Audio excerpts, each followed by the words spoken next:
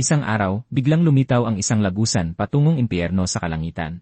Mula rito ay lumabas ang mga nakakakilabot na kalamidad na dumurog sa sangkatauhan gamit ang hindi mailarawang lakas. Habang nagwawala ang mga halimaw sa buong mundo, tila nakatadhana na ang sangkatauhan sa pagkaubos. Ngunit sa pagharap sa kawalan ng pag-asa, nagising ang kapangyarihan ng sangkatauhan. Nagsimulang magkaroon ng levels at skills ang mga tao na nagbigay sa kanila ng kapangyarihang lumaban sa mga kalamidad. Simula noon, nagbago na ang mundo. Ang halaga ng isang tao ay nakabatay na ngayon sa kanilang level at mga kakayahan.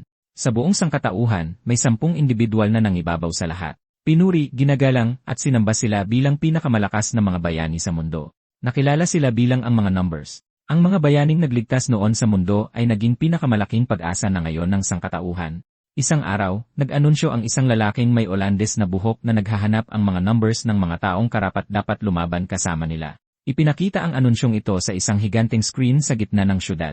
Isang batang lalaking may kayumangging buhok ang huminto at tumingala rito. Tahimik niyang pinanood ang screen habang iniisip ang mga numbers, ang mga bayaning dating nagligtas sa mundo. Sa sandaling iyon, nakatayo lang siya roon at nakatitig sa higanteng display. Ang pangalan niya ay Kuya Kami-Kami at ang lalaking ito ang ating bida. Tulad ng napakaraming iba pa, minsang nailigtas na rin si Kuya ng mga numbers. Dahil doon, lumaki siyang nangangarap na makasali rin sa kanila balang araw at maprotektahan ang mga tao mula sa mga kalamidad. Iyon ang pangarap na pinanghawakan niya mula bata pa siya, ngunit mas malupit ang realidad. Sa malapit, isang tao ang buong pagmamalaking ipinagmayabang na naabot na rin nila ang level 100. Ang isa naman ay nagreklamo dahil naipit pa rin siya sa level 90. Sa mundong kayang sukatin ng malinaw ang lakas, mas iginagalang ang malalakas kaysa noon. Samantala, minaliit naman ang mga mahihina. At para kay Kuya, na naipit sa level 8 sa loob ng 6 na taon, pakiramdam niya ay ang mismong mundo na ang nagsasabing hindi siya karapat-dapat mabuhay. Sa mundong lahat ng tao ay may kapangyarihan, siya na lang ang nag-iisang tao na hindi man lang nagising ang kapangyarihan. Biglang umalingaw-ngaw ang mga alarma sa buong syudad. Isang babala ng kalamidad ang ibinroadcast kahit saan. Ang ilan ay nagreklamo dahil abala sila at naiirita rito. Nagsimulang umiyak ang mga bata. Tinignan naman ng iba ang mga cellphone nila at nagreklamong baka mali na naman ang lokasyon na nahanap. Isang maliit na batang babae ang umiyak habang hinahanap ang kanyang ina. Agad siyang niyakap ng kanyang ina at tiniyak sa kanyang darating ang mga numbers para iligtas sila. Kalaunan, biglang bumukas ang espasyo sa itaas nila. Isang halimaw ang pilit na pumasok sa loob ng syudad. Mabilis na kumalat ang gulo habang nagtatakbuhan ang mga tao para sa kanilang buhay. Ngunit napatulala ang mag-ina sa sobrang takot. Pagkakita sa kanila ni Kuya, umikot siya at mabilis na tumakbo palapit ng walang pag-aalinlangan. Inilagay niya ang kanyang sarili sa pagitan ng halimaw at ng 2 sibilyan habang nakaamba sa kanya ang higanteng nilalang. Nanginig sa takot ang buong katawan niya. Umatungal ng napakalakas ang halimaw na halos nakakabingi. Sa sandaling iyon, mas inasam ni Kuya na sanay may kapangyarihan siya higit sa ano paman. Pagkatapos sa isang iglap, isang lalaking may Olandes na buhok ang lumitaw at sinipa palayo ang halimaw. Nanlaki ang mga mata ni Kuya sa gulat. Agad niyang nakilala ang lalaki. Si Inui iyon. Si Seika Inui. Isa sa mga numbers. Ang lalaking kilala bilang pinakamalakas sa buong mundo, at ang taong pinakahinahangaan ni Kuya higit sa sinuman. 6 na taon na ang nakalipas, isang halimaw na kilala bilang special grade calamity ang lumitaw. Kahit ang mga nagising ng mga tao ay walang laban dito. Hindi mabilang na mga tao ang nagbuwis ng buhay. Noong mga panahong iyon, 11 taong gulang pa lang si Kuya. Puno ng dugo, nakaupo siyang walang laban sa gitna ng mga nagkapatong-patong na bangkay. Halos malabo na sa alaala niya ang karamihan sa nangyari ng araw na yon, ngunit may isang bagay na malinaw pa rin. Lumaban ng buong tapang ang mga numbers laban sa kalamidad kahit nasa bingit pa ng kamatayan ang kanilang mga buhay. Personal na hinarap ni Inui ang halimaw sa labanan, at nang tuluyan na niya itong makorner, may napansin ang halimaw. Nakita nito si Kuya at agad nitong itinuon ang pansin sa kanya. Doon natapos ang alaala ni Kuya, kaya nang muli siyang magkamalay. Mahigpit siyang hawak ni Inui habang tinitiyak na ligtas na siya. Sa oras na yon napagtanto ni Kuya na mismong si Inui ang nagligtas sa kanya.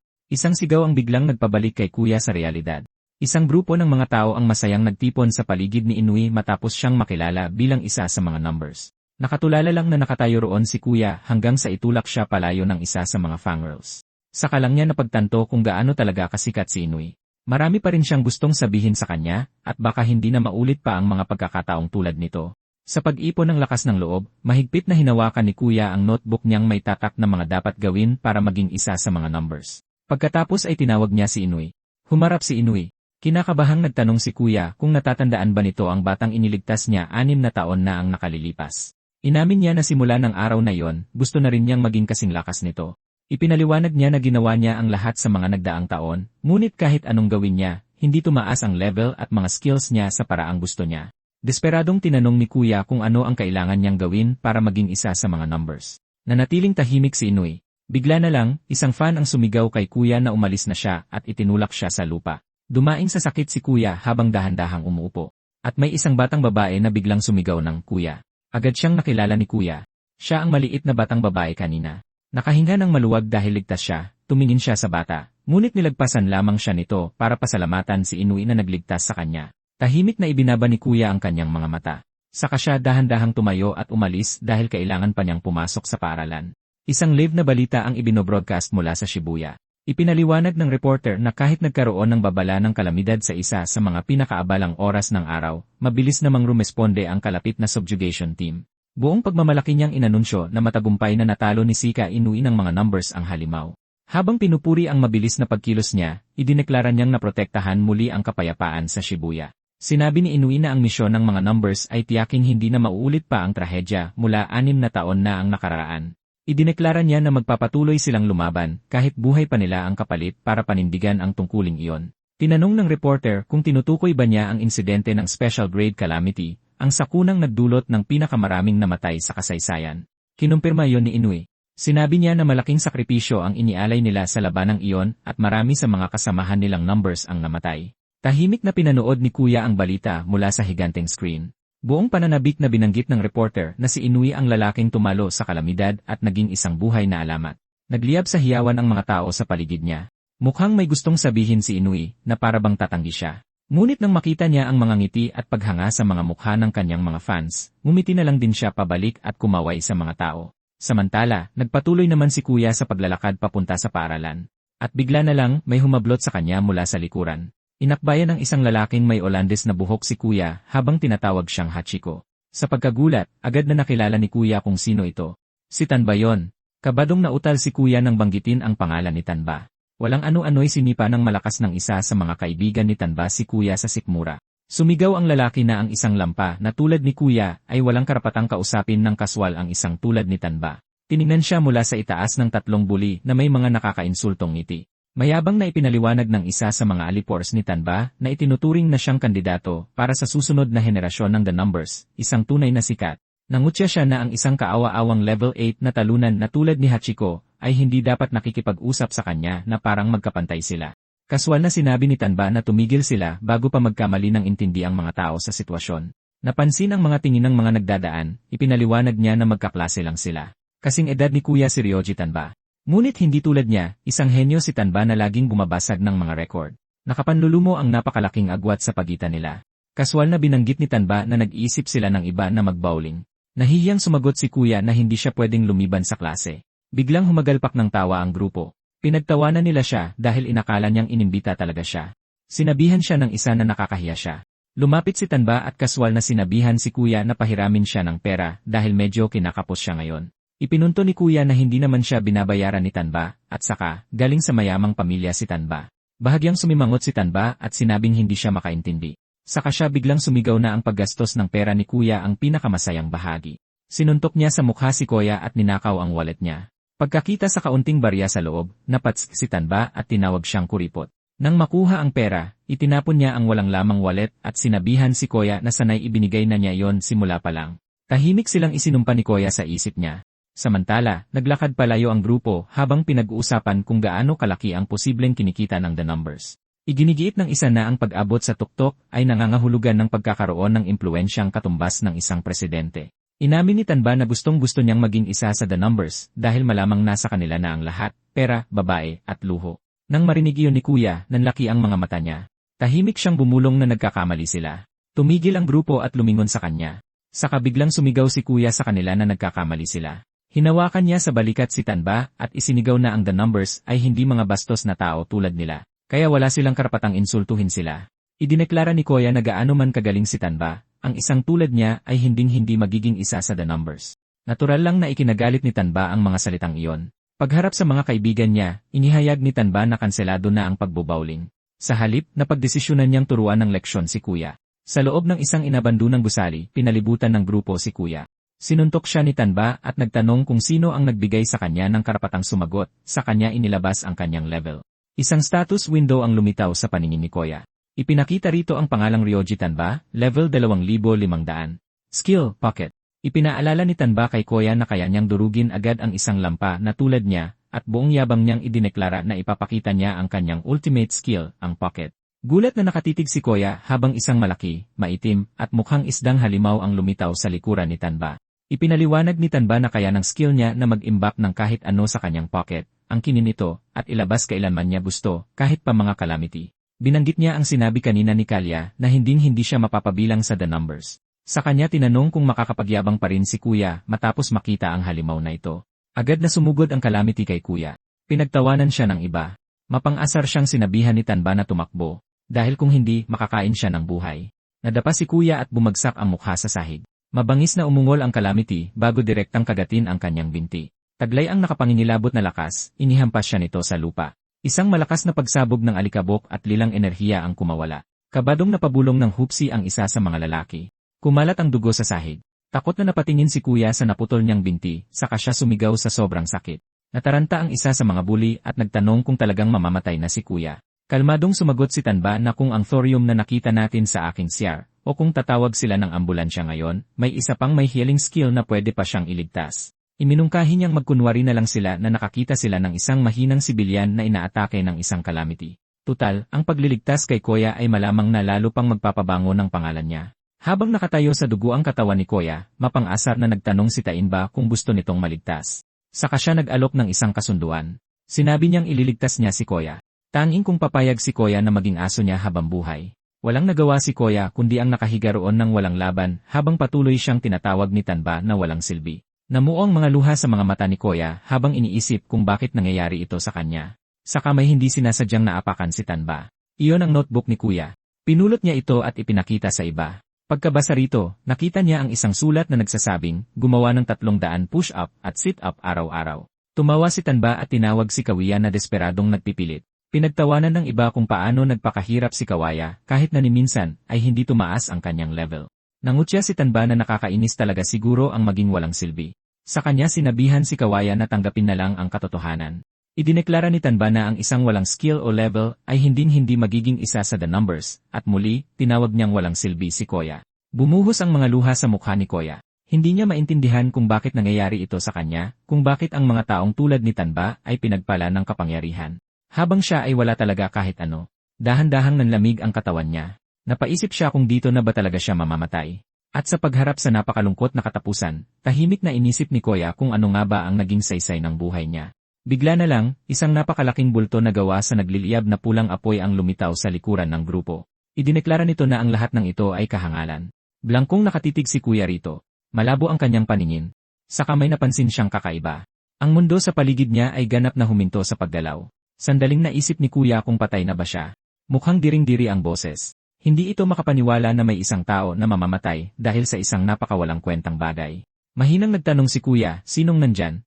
Nagpakilala ang nagliliyab na nilalang bilang si Mujen. Sa kanito tinanong si Kuya kung nakalimutan na ba niya ang nangyari 6 na taon na ang nakalipas.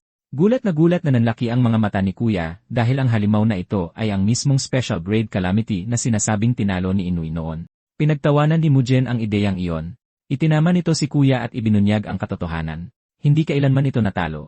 Sa halip, naninirahan ito sa loob ni Kuya sa buong panahong ito. Hindi maintindihan ni Kuya kung anong ibig sabihin nito. Pinaliwanag ni Mujen na 6 na taon na ang nakalipas. Matapos maubos ang halos lahat ng enerhiya nito, sinubukan nitong saniban ang katawan ng bata sa malapit. Ang batang iyon ay si Kuya. Pero imbes na masakop ang katawan niya, si Mujen mismo ang nasipsip papaloob kay Kuya. Nagreklamo si Mujen na ang panonood sa kaawa-awang buhay ni Kuya na parang insekto sa loob ng 6 na taon ay sobrang nakakabagot. Ginugol nito ang buong oras na iyon sa pagtulog na hindi man lang makontrol ang kanyang katawan. Ngayon lang, matapos muntikang mamatay si Koya, ito tuluyang nakalabas muli. Malamig na sinabi ni Mujen kay Koya na mamamatay na siya. Mababakas ang sakit sa mukha ni Koya. Kinutya ni Mujen ang miserable niyang buhay. Walang kumilala sa kanya. Walang umasa sa kanya ng kahit ano. Trinato siya ng lahat na parang isang insekto. Pagkatapos ay tinanong ni Mujen si Kuya kung alam niya ba ang dahilan. Dineklara nitong dahil daw ito sa pagiging mahina ni Kuya. Naggitngit ang mga ngipin ni Kuya dahil sa matinding inis. Tinanong ni Mujen kung kapangyarihan ba talaga ang ninanais ni Kuya. Kaya bilang huling regalo bago ang kamatayan, inalok siya nito na makatikim ng kapangyarihan para kahit paano ay mamatay siyang kontento. Pero tinanggihan ni Kuya ang ideyang iyon dahil ang kapangyarihang gusto niya talaga ay yung magagamit niya para protektahan ang iba, tulad ng kung paano siya pinrotektahan ni Inoue noon. Iyon ang klase ng lakas na matagal na niyang hinahangaan. Iyon ang kapangyarihang gusto niya talaga. Biglang nagliwanag ng kulay pula ang mga mata ni Kuya. Nagsimulang umikot ang marahas na enerhiya sa paligid niya. Isang nakakatakot na puwersa ang sumabog mula sa kanyang katawan. Natigilan sa gulat si Tanba at ang iba pa. Tapos bigla na lang, ang calamity na ipinatawag ni Tanba ay bumagsak at namatay agad. Dahan-dahang tumayo muli ang katawan ni Kalya, pero hindi na si Koya ang kumokontrol dito. Nasakop na ito ni Mugen, at tumawa si Mugen nang may labis na tuwa matapos makakuha muli ng katawan ng tao. Pagkatapos ay may tinanong ito kay Kuya. Naisip niya ba kung bakit hindi kailanman tumaas ang level niya kahit gaano pa siya katindi mag-ensayo? Itinaas ni Mugen ang isang kamao at binasag ang status screen ni Kuya gamit ang isang suntok. Nagkabitak-bitak ang sirang screen na parang salamin, pagkatapos ay ibinunyag ni Mugen ang katotohanan. Ang status ni Kuya ay nakaharap sa maling direksyon sa buong panahong ito. Biglang kuminang ng maliwanag ang isang infinity symbol sa itaas ng katawan ni Kuya. Marahas na kumislap ang masamang pulang enerhiya sa paligid niya habang sumasabog palabas ang umaapaw na kapangyarihan. Talagang nilubos at ninamnam ni Mugen ang pakiramdam na magtaglay muli ng katawan ng tao. Nagtaka si Tanba kung ano ba talaga ang nangyari kay Kuya. Kinuwestiyon ng isa sa kanyang mga tauhan kung paanong buhay pa rin si Kuya dahil ang puwersa ng buhay niya ay parang sa isang ipis.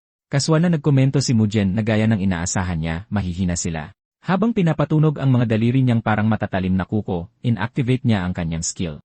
Humalakhak ng malakas ang dalawang tauhan dahil akala nila ay tuluyan na siyang nabaliw. Gayunpaman, nanatiling seryosong-seryoso si Tanba. Sinabihan ni Mugen ang mga pipitsuging iyon na gawin ang lahat ng makakaya nila para hindi mamatay agad. Samantala, sa loob ng isang matayog na gusali sa syudad, may nag-anunsyo na nakabalik na siya. Pumasok si Shika Inoue sa kanyang opisina. Sinalubong siya pabalik ng kanyang kalihim at iniulat na walang naitalang namatay gaya ng inaasahan. Sumang-ayon si Inoue at sinabing buti na lang sa malapit lumitaw ang calamity.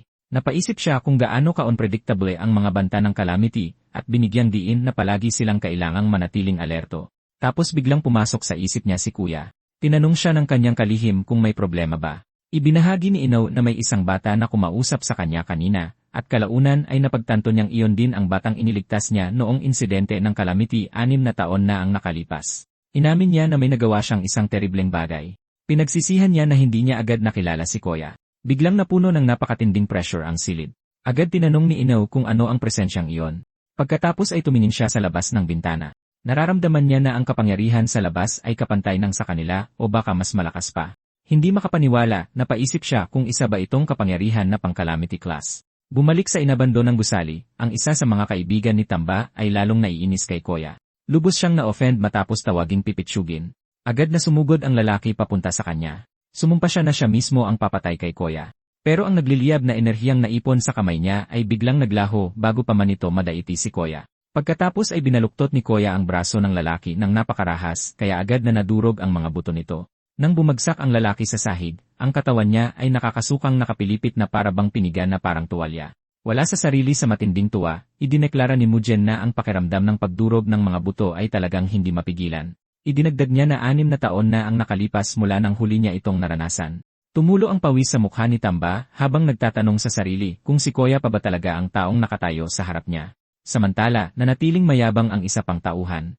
Kaya inipon niya ang kanyang enerhiya at umatake habang sumisigaw na si Koya pa rin ang talagang walang silbi. Pinakawalan niya ang isang teknike na tinatawag na wig whip na nagpalabas ng mga kumikinang at berdeng baging na puno ng tinik na marahas na humahagupit patungo kay Kuya.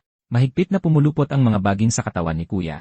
Naniwala ang lalaki na matagumpay niya siyang nahuli, kaya labis siyang naguluhan nang biglang maglaho ang mga baging at walang kahirap-hirap na umiwas palayo si Koya. Pagkatapos ay itinaas ni Koya ang kanyang mga daliri. Sa isang simpleng pitik sa noo ng lalaki, pinalipad niya ito habang tumatalsik ang dugo sa hangin. Napatalsik ng marahas palikod ang lalaki dahil sa impact habang sumabog ang dugo kung saan-saan. Kaswal na dineklara ni Mugen na nakakabagot ang lahat ng ito. Gusto niya ng mas nakakapanabik pa kaysa rito. Biglang naramdaman ni Mugen na may papalapit. Dahan-dahang gumuhit ang isang malapad na ngiti sa mukha niya nang mapagtanto niyang dumating na sa wakas ang isang dambuhala. Agad inactivate ni Tanba ang kanyang technique na pocket. Nagbukas ang mga kulay ube na portal ng enerhiya sa paligid niya. Sumigaw si Tanba kay Kuya na huwag masyadong magpakampante at minura siyang gago. Pagkatapos ay nagpakawala siya ng napakaraming punyal papunta sa kanya sa napakatinding bilis. Gayunpaman, mukhang nadismaya si Mujen. Walang kahirap-hirap niyang winasak ang bawat patalim nang mapagtanto niya na ang naramdaman niyang presensya ay hindi pala si Tanba. Napatitig si Tanba sa labis na gulat. Pagkatapos, sa isang iglap, isang malakas na atake ang direktang tumama sa kanya. Marahas na bumagsak ang katawan niya sa pader. Nagsitilansikan ang ilan sa mga ngipin niya bago siya tuluyang nawalan ng malay. Patuloy na nakatitig sa unahan si Mujen, malinaw na inaasahang may iba pang darating. Nakatayo sa harap niya ang isang calamity na may umaalpas na galamay na nakatakip sa mukha nito. Ngumisi si Mujen. Tinanong niya kung pumunta ba ito para ipagdiwang ang pagkabuhay niya muli bago ito kinutyang tawaging dambuhala. Alam na ni Mujen na ang mahinang calamity na ito ay walang sariling pag-isip, kaya naisip niya kung nagawi lang ba ito roon dahil naramdaman nito ang kapangyarihan niya. Samantala, nakatitig si Tanba sa eksena sa labis na kalituhan habang tumutulo ang dugo sa kanyang ilong. Hindi siya makapaniwala na kung kailan biglang naging dambuhala ang lakas ni Kuya, isa na namang nakakatakot na calamity ang lumitaw. Sa sandaling iyon, talagang napaisip siya kung nananaginip lang ba siya. Na-excite si Mujen at idineklara na sa wakas ay oras na para sa ilang warm-up exercise. Sa sarili niyang isipan, tinanong ni Kuya kung ano ba talaga ang kapangyarihang iyon. Dahan-dahan siyang tumitig sa sarili niyang mga kamay. Sa kanya inisip kung buhay pa ba talaga siya dahil kani-kanina lang ay parang nagyelo sa lamig ang katawan niya. Tumayo si Mujen sa harap ng higanteng kalamidad at kaswal na tinanong ang bata kung buhay pa siya. Habang gumagapang ang isang nakakakilabot na ngisi sa kanyang mukha, muli niyang tinanong si Kuya kung buhay pa talaga siya. Saka dahan-dahang naglakad pasulong si Mujen habang patuloy na nakikipag-usap sa kanya. Sumilay ang isang masamang ngiti sa kanyang mukha nang sabihin niya kay Kuya na mag-enjoy sa palabas mula sa pinakamagandang pwesto. Marahas na umagos ang kapangyarihan sa kanyang katawan na nagdulot upang mabiyak ang mismong lupa sa ilalim niya. Kinuwestiyon ni Kuya kung ano ang ibig sabihin ni Mujen at iginiit na malaman kung ano ba talaga ang pinaplano niyang gawin. Nakatayo ng diretsyo sa harap ng dambuhalang kalamidad na may galamay, idineklara ni Mujen na dapat ay halata na ang kanyang mga intensyon. Sa kanya ibinangon ang insidente ng pagkasunog mula 6 na taon na ang nakalilipas. Biglang naalala ni Kuya ang nakakakilabot na tanawin ni Mujen na nakatayo sa gitna ng nawasak na lungsod habang nagkalat ang mga bangkay sa bawat lansangan. Sa labis na takot, inisip ni Kuya kung mauulit na naman ba ang bangungot na yon. Idineklara ni Mujen na papatayin muna niya ang kalamidad at pagkatapos noon, ipagpapatuloy niya ang pagpatay sa mga tao. Gayunpaman, isang bagay ang biglang nagpalaki sa kanyang mga mata sa gulat. Sa pag-iisip pa lang na mauulit muli ang sakuna mula 6 na taon na ang nakalilipas, hinding-hindi papayag si Kuya na mangyari iyon. Desperado siyang iginiit na ibalik sa kanya ang katawan niya. Biglang umagos ang marahas na enerhiya sa buong katawan, at napasigaw sa matinding sakit si Kuya. Galit na umumal si Mujen habang iginigiit na malaman kung ano ang ginawa ni Kuya. Nang walang inaalayang segundo, pilit na binawing muli ni Kuya ang kontrol sa kanyang katawan. Nakatayo roon si Mujen na lubos na natulala. Samantala, halos hindi rin makapaniwala si Kuya na talagang nakabalik siya. Nakaamba ang higanteng kalamidad sa mismong ulunan niya habang iginigiit ni Mujen na malaman kung ano ba talaga ang ginawa niya. Binalaan siya ni Mujen na mamamatay siya. Idinagdag niya na kung nais ni Kuya na iwasan ang tadhana na yon, kailangan nilang magpalit muli ng pwesto kaagad. Sa mismong sandaling iyon, muntik na siyang tamaan ng atake ng kalamidad. Kahit halos hindi makaiwas, nalilitong tumingala si Kuya. Sa kanya napansin ang isang talim na nakabaon ng malalim sa katawan ng kalamidad, kaya agad siyang sumugod upang mas ibaon pa ito. Walang tigil na sumalakay ang malalaking galamay mula sa bawat direksyon, ngunit gumalaw si Kuya sa hindi kapanipaniwalang bilis habang iniiwasan ang bawat pag-atake. Napaismid si Mujen matapos mapagtanto na hindi lamang kinokontrol muli ni Kuya ang katawan, kundi ginagamit din ito ang kapangyarihan ni Mujen ng sabay. Nararamdaman ni Kuya na halos kusa nang gumagalaw ang katawan niya. Kasabay nito, ang pag-atake ng kalamidad ay biglang naging napakabagal para sa kanya. Saka sa isang malakas na suntok, ibinaon ni Kuya ang kanyang kamao ng direkta sa higanteng nilalang. Sa sandaling iyon, napagtanto niya na kaya niya pala itong gawin hanggang sa biglang may isang galamay na pumulupot sa binti niya. Laking gulat niya kaya agad na nahila papalayo si Kuya. Binitin siya ng patiwarik sa ere ng kalamidad habang direktang nakatitig sa kanya ang nagliliwanag nitong dilaw na mata. Habang desperadong pumapalag, sinabi ni Kuya sa sarili niya na manatiling nakatutok. Pinilit niyang maramdaman ang kapangyarihang dumadaloy sa kanya. Saka isang window ng status ang biglang lumitaw sa kanyang mga mata, na nagpapakita ng kanyang kasanayan, walang limitasyong pagising. Kasabay nito, ang kanyang level ay nagbago mula 8 patungo sa simbolo ng walang hanggan. Habang nakabitin sa ere, sinimulang ipunin ni Kuya ang napakalaking kapangyarihang iyon. Biglang sumambulat ang mga sinag ng liwanag mula sa mismong loob ng katawan ng kalamidad. Isang malaking pagsabog ang sumambulat papalabas. Sinira ng pagsabog ang halos kabuuan ng gusali. Nang humupa ang lahat, nakatayo si kuya sa gitna ng mga labi ng tinalong kalamidad.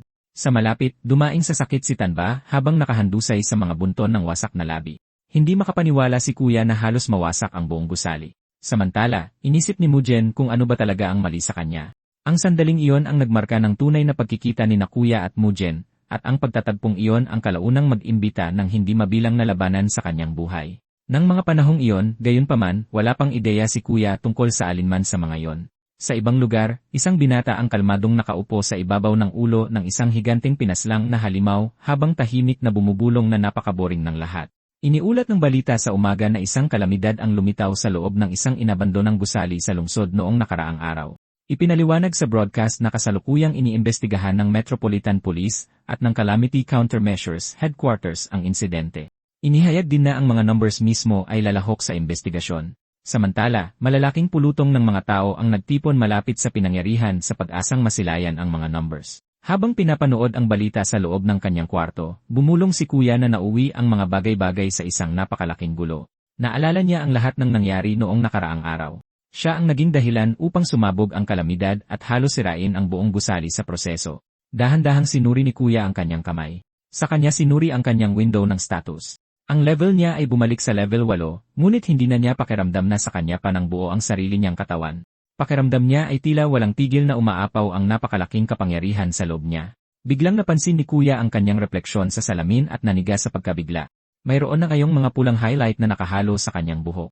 Nagmukha siyang delinkwente at agad na nagreklamo na ayaw niya yon.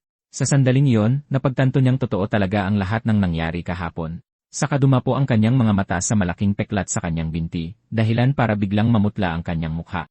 Sa mismong sandaling iyon, umalinggaw ang boses ni Mujen sa kanyang isipan, na sinasabing kung gusto pa niyang magpatuloy sa pananaginip, mas mabuting bumalik na lang siya sa pagtulog. Biglang nagsimulang umikot ang madilim na enerhiya sa paligid ni kuya.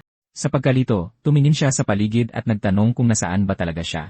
Malamig na tinawag siyang lapastangan ni Mujen. Sa kanya idineklara na si kuya ngayon ay nakatayo mismo sa harap ng dakilang Panginoong Mujen.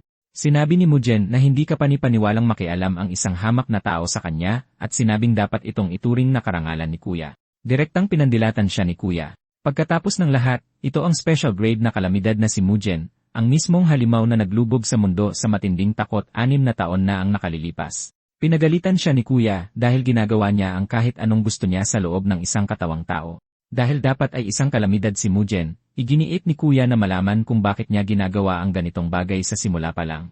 Ngumisi lang si Mujen bilang tugon, pagkatapos ay inulit niya ang tanong habang naglalabas ng itim na ulap patungo kay kuya.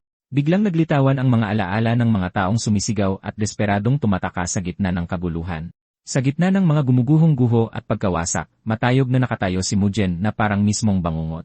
Nanlaki ang mga mata ni kuya sa katatakutan. Bumagsak siya sa kanyang mga tuhod habang humihingal ng malalim.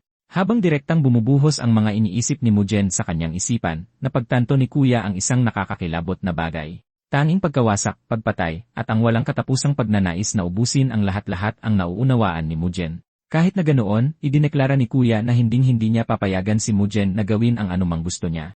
Direkta niyang hinamon si Mujen at ipinunto na hindi naman makakaalis si Mujen sa kanyang katawan. Inamin ni Mujen na tama si kuya. Maging siya ay hindi naintindihan kung paano siya nakulong sa loob ng isang tulad ni kuya, saka dahan-dahang gumapang ang isang malaking ngisi sa mukha ni Mujen. Binalaan niya si kuya na sa oras na mamatay ito, ganap na magiging kanya ang katawan. Buong determinasyong tinitigan siya pabalik ni kuya habang walang katapusang umiikot ang madilim na enerhiya sa paligid nila. Humagikik si Mujen sa sarili at sinabi na hindi na nalalayo ang araw na yon.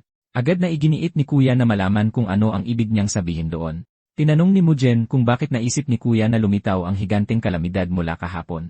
Inihayag niya na natural na nagdaragsaan ang mga kalamidad kay kuya na parang mga gamo-gamo na naakit sa apoy. Inilarawan ni Mujen ang isang hinaharap na puno ng walang katapusang hiyawan, kaguluhan, at pagkawasak. Ayon sa kanya, ang mismong mundo ay kalaunang magiging isang buhay na impyerno. Napagtanto ni kuya na ang mga kalamidad ngayon ay nagtitipon na sa paligid niya. Kaswal na sinabi ni Mujen na ang mga mahihinang kalamidad mula noon ay walang anumang laban sa kanya. Gayunpaman, sa lalong madaling panahon, tiyak na papatayin si kuya ng isa sa kanila. Sabik na inaasahan ni Mujen ang araw na tuluyan na niyang makokontrol ang katawan ni kuya, ngunit hanggang sa dumating ang araw na yon, walang pagpipilian si kuya kundi ang patuloy na lumaban mag-isa.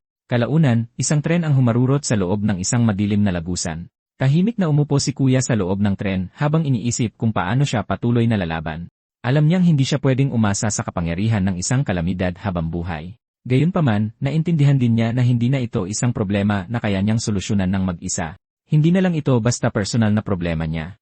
Isa na itong banta sa buong sangkatauhan. At sa isip ni Kuya, iisang tao lang ang may kakayahang lumutas ng ganitong bagay, si Seika Inui. Pin-in ni Kuya ang lokasyon ng Numbers Association sa kanyang phone. Sigurado siya na kung ipapaliwanag niya ng tapat ang lahat, tutulungan siya ni Inui. Kinalaunan, bumaba siya ng tren sa istasyon ng Numbers Association. Pagkatapak ni Kuya sa platform, agad siyang napansin ng isang grupo ng mga siga at sinimulang tawaging Hachiko. Inasad nila siya habang tinatanong kung anong ginagawa roon ng isang walang kwentang aso na tulad niya. Nananatiling tahimik si Kuya. Sinabi ng isa sa mga bully na masyado nang nagiging suplado si Kuya sa kanila ngayon. Inimungkahi naman ng isa na magkatuwaan na lang muna sila. Mabilis na humingi ng tawad si Kuya at ipinaliwanag na nagmamadali siya. Magalang siyang nagtanong kung pwede na lang nila itong gawin sa ibang pagkakataon. Ngumisi ang isa sa mga siga at sinabing biglang tumapang magsalita ang maliit na alaga ni Tanba. Idineklara ng leader na kailangan nilang turuan ng leksyon si Kuya para na rin kay Tanba. Bumato ng malakas na suntok ang lalaki sa kanya at inutusan si Kuya na tahimik na lang na ikawag ang kanyang buntot tulad ng dati.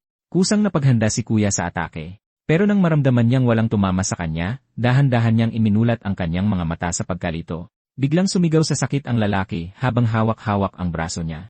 Agad na sumugod ang iba kay Kuya habang galit na nagtatanong kung anong ginawa niya. Nagpanik si Kuya at nauutal na nakiusap na tumigil sila. Kusang naiharang ni Kuya ang kanyang dalawang kamay. At isa sa mga lalaki ay biglang tumilapon ng direkta sa riles ng tren.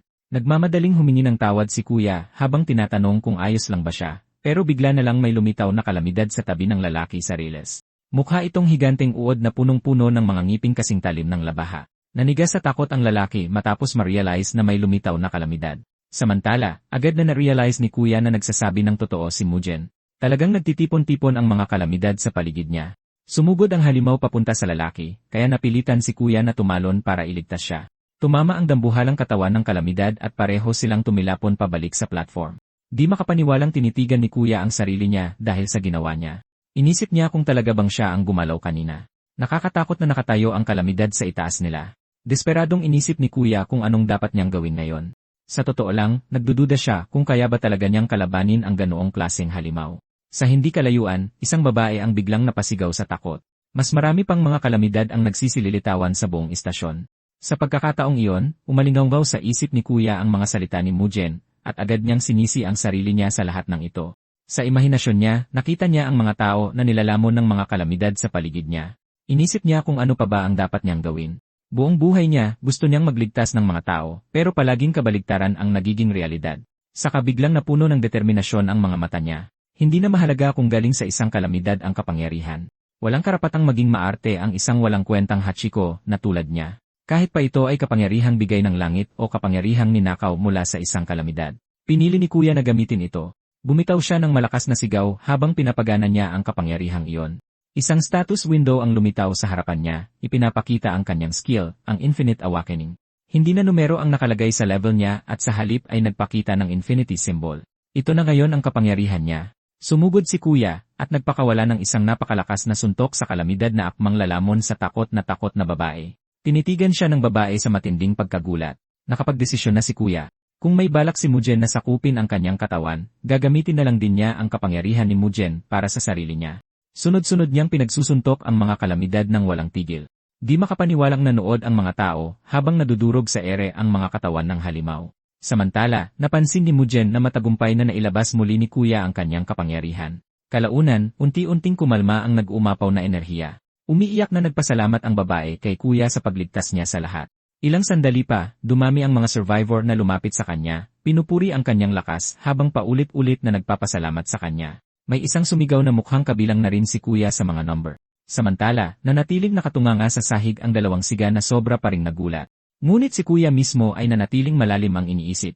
Naalala niya ang buong buhay niya kung saan nilalait siya bilang isang walang kwentang Hachiko. At ngayon determinado siyang iwan ang pagkakakilanlang iyon habang buhay. At ang pinakamahalaga, determinado siyang hindi hahayaan si Mujen na kontrolin siya. Kasabay nito, sa loob ng isang ospital sa syudad, paulit-ulit na binubulong ni Tanba ang pangalang Hachiko. Nanggigigil na sumumpa si Tanba na hinding-hindi niya siya mapapatawad. Pumasok ang isang nurse sa kwarto at sinabing may bisita siya. Sa inis, sinigawan siya ni Tanba at pinaalalahanan na sinabi na niyang huwag magpapasok ng kahit sino. Agad siyang pinagsabihan ni Inui dahil sa kabastusang magsalita sa taong nag-aalaga sa kanya. Sumagot si Tanba na hindi siya napabilib. Pero pagkarinig niya sa boses ni Inui, nanigas si Tanba. Nagulat siya nang makita ito at biglang naging magalang. Tinanong ni Inui kung maayos na ba ang kanyang mga sugat matapos makaligtas sa ganoong sakuna. Kaswal niyang sinabi na sa pag-survive sa isang high-class na kalamidad ay baka maging mapalad na tao si Tanba. Ang babaeng nakatayo sa tabi ni Inui ay kaswal na umunguya ng boblegum habang nakilala naman siya ni Tanba bilang isa pang miyembro ng mga number. Nagtaka siya kung bakit bigla siyang binisita ng mga ganoon kaimportanteng tao. Ipinaliwanag ni Inui na kasalukuyan nilang iniimbestigahan ang taong responsable sa pagtalo sa kalamidad. Sinabihan niya si Tanba na magsalita na kung may alam siya.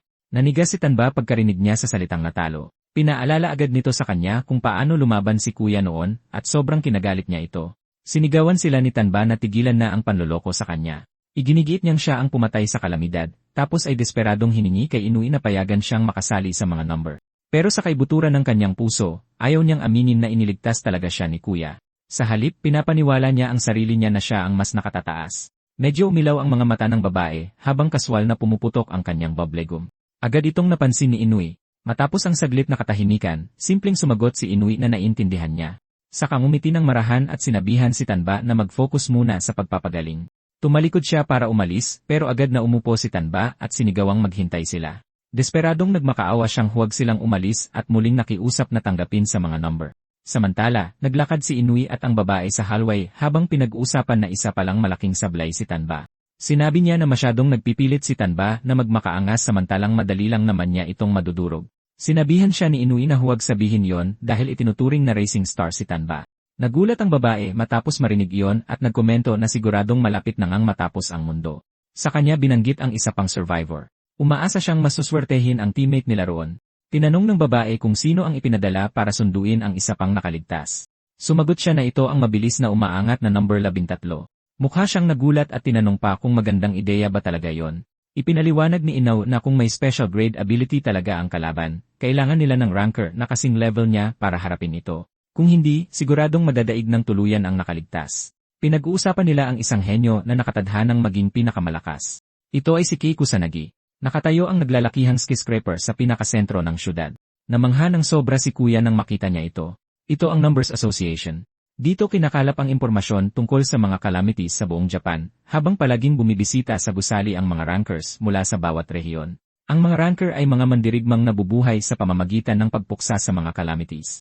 Ito rin ang headquarters ng mga numbers, ang isa-zero haligi na nangingibabaw sa lahat ng rankers. Ibig sabihin, nasa loob din ng mismong lugar na ito si Inui, ang pinakamalakas na tao.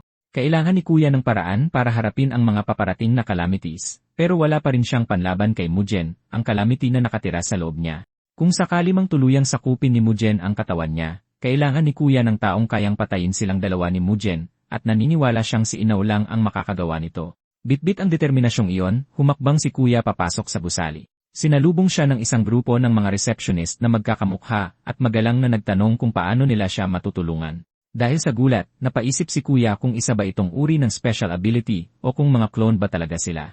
Paglapit niya sa counter, humiling siyang makausap si Inaw. Magalang na ipinaalam sa kanya ng receptionist na wala si Inaw sa ngayon at tinanong kung may appointment ba siya. Inamin ni Kuya na wala. Ipinaliwanag niyang umaasa lang siyang makausap ito ng personal. Pagkatapos ay tinanong ng receptionist ang kanyang pangalan at edad. Nagpakilala siyang si Kuya Kami-Kami, 17 taong gulang. Mukhang nagulat ang receptionist dahil lumalabas na wala pa siyang nakaregister na skill sa kanilang file. Ipinaalala niyang sapilitan ang skill registration para sa lahat ng mga nagising ang kapangyarihan. Itinuturing na isang krimen ang sinadyang pag-iwas sa pagpaparehistro. Nauutal sa kaba si Kuya bago inaming na yon lang talaga lumabas ang kanyang skill. Naintindihan din sa wakas ng receptionist ang sitwasyon at inutusan si Kuya na i-register muna ang kanyang skill. Tinanong din niya kung gusto na ba niyang magparehistro bilang isang ranker. Pumayag siya, bagaman mabilis din siyang naguluhan pagkatapos. Itinuro siya ng receptionist sa isang makina at inutusang ipatong doon ang kanyang kamay.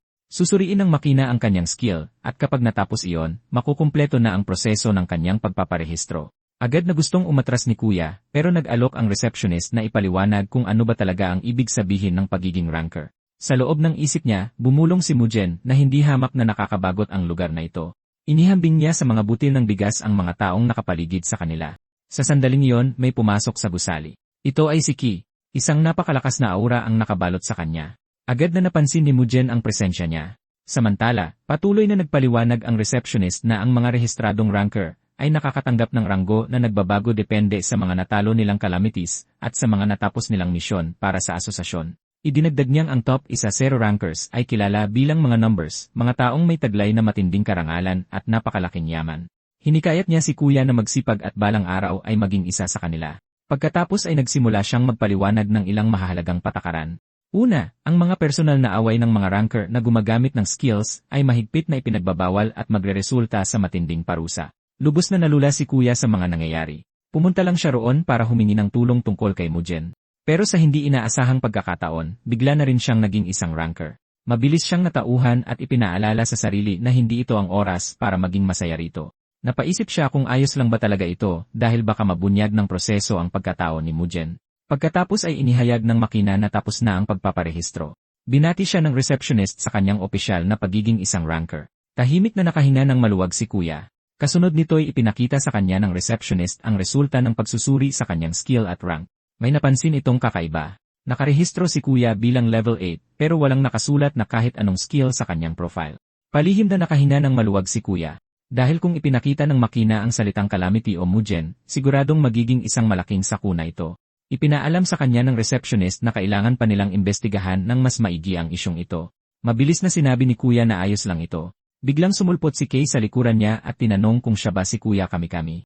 Dahil sa gulat, humarap si Kuya at nagtaka kung sino ba talaga ang taong ito. Kuminang ang asul na enerhiya sa mga mata ni Kay. Idineklara niyang mataas ang inaasahan niya kay Kuya.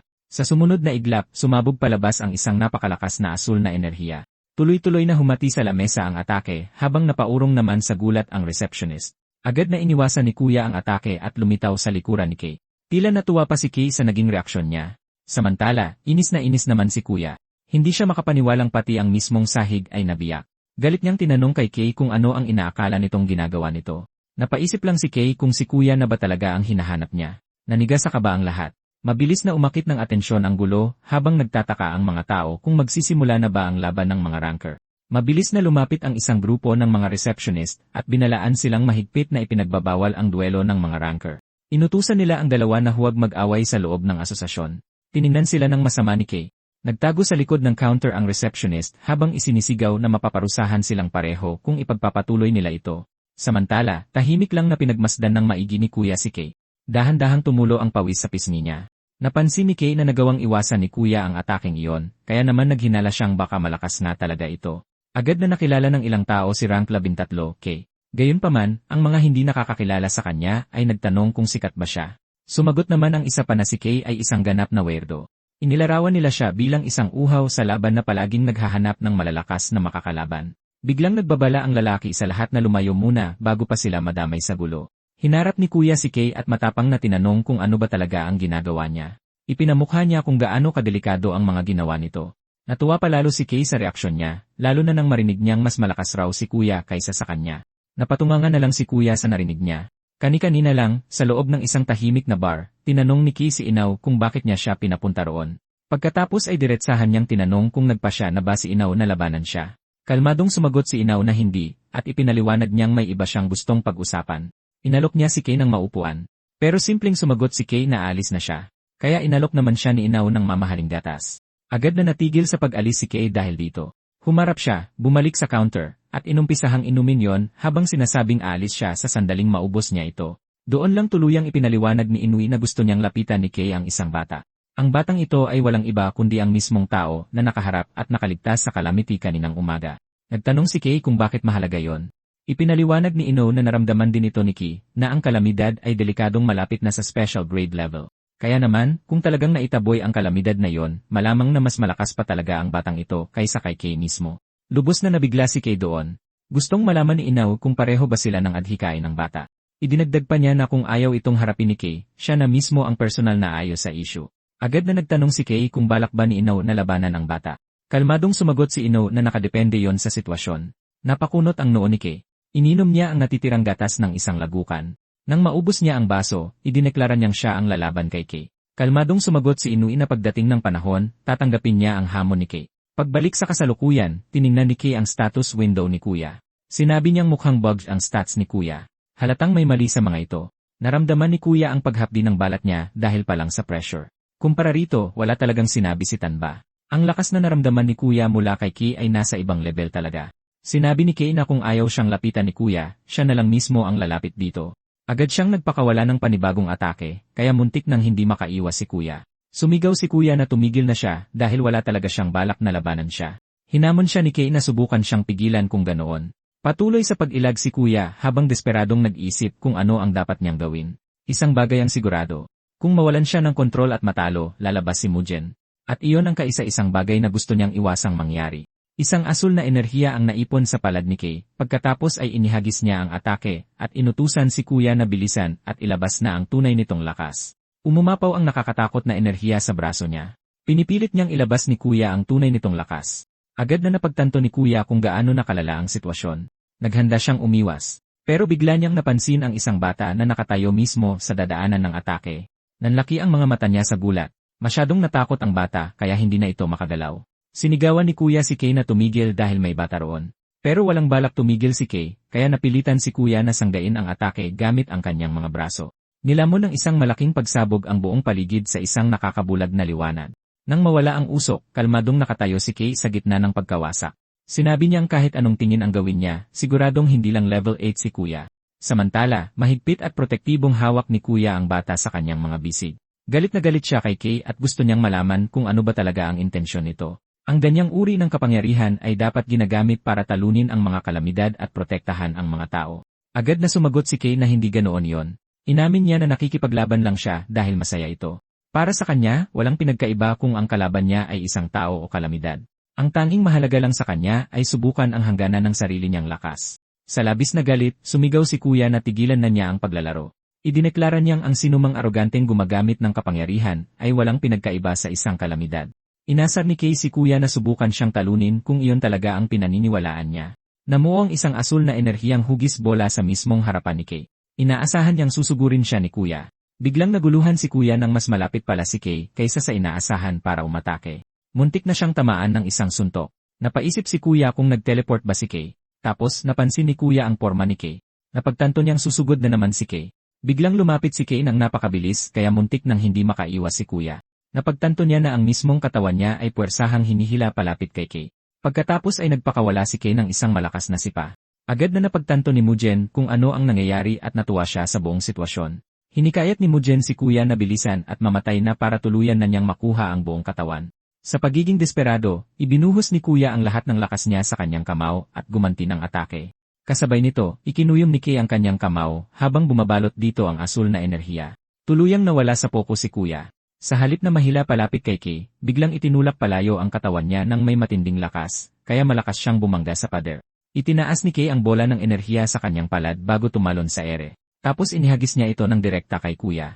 Muntik na siyang hindi makaiwas bago lumitaw sa likuran ni Kay. Tinanong ni Kay kung bakit patuloy na nagkukunwaring nagpipigil si Kuya. Pero nang lumingon siya, agad niyang napansin na may iba. Sobrang seryoso na ngayon ng mukha ni Kuya. Bigla siyang sumugod. Napagtanto ni Kuya na ang kakayahan ni Kay ay nagbibigay daan para manipulahin ang mga galaw niya habang nagpapakawala ng mga mapanirang energy blast. Wala pa rin siyang ideya kung anong klaseng skill ba talaga ito. Gayunpaman, napansin niya ang isang mahalagang detalye. Sa tuwing ikinukuyom ni Kay ang kamay niya, puwersahang gumagalaw ang katawan ni Kuya. Dahil sa napagtantong iyon, pinili ni Kuya na labanan siya sa malapitan. Pinakawalan niya ang isang suntok ng direkta kay Kay. Sumasabog ang enerhiya sa paligid ng kanilang mga kamao, habang patuloy silang nagpapalitan ng mga suntok. Sinabi ni Kay na lahat ng ginagawa ni Kuya ay sobrang nakakabagot. Sa kanya sinuntok si Kuya ng direkta sa panga. Pagkatapos ng isang segundo, sinuntok niya ito mula sa kabilang gilid. Hinawakan niya si Kuya sa damit at sinimulan itong suntukin ng paulit-ulit na walang tigil. Naramdaman ni Kuya kung gaano kalakas na parang halimaw si Kay, at agad niyang napagtanto na hinding-hindi siya mananalo sa isang purong suntukan laban sa kanya. Pero kahit ganoon, nakakapagsalita pa rin siya. Sinabi niyang noon pa man ay kilala na siya bilang si Hachikong walang kwenta, pero ngayon ay ipapakita na niya sa lahat kung sino na siya. Kaya na niyang lumaban ngayon, at sa unang pagkakataon sa buhay niya, naniwala siyang may laban na siya. Nagpakawala uli siya ng suntok kay Kay, pero madali nitong nasalo ang kamao niya at sinabing wala siyang kahit anong pag-asang manalo. Gamit ang kabilang kamay, naipon ni Kay ang isang napakalakas at umaapaw na kapangyarihan. Agad na napagtanto ni Kuya kung gaano kasama ang sitwasyon, bago tuluyang tumama ang atake ng direkta sa kanyang sikmura. Nilamon ng isang nakakabulag na liwanag ang buong paligid. Pagkatapos, napabuntong hininga si Kay sa pagkadismaya. Nagreklamo siyang napakawalang kwenta ng buong laban. Ibinulong niya na niloko siya ni Inoue dahil hindi man lang naging masaya ang laban. Gayunpaman, biglang nakaramdam si Kei ng isang enerhiya na nagpatigil sa kanyang paglalakad palayo. Nagsimulang umagos ang isang madilim na enerhiya mula sa katawan ni Kuya. Muling nabawi ni Mujen ang kontrol noong mismong sandaling nawala ng malay si Kuya. Natigilan si Kei at nakatayo lang doon. Tiningnan siya ni Mujen at idineklara na inaasahan nitong aliwin siya ni Kei ng maayos. Binalaan ni Mujen ang mushroom head na ihanda na ang sarili. Tumawa ng malakas si Mujen. Tuwang-tuwa siya dahil oras na para siya naman ang maglaro. Mukhang naguluhan si Kei. Naisip niya kung naging ibang tao na ba si Kuya.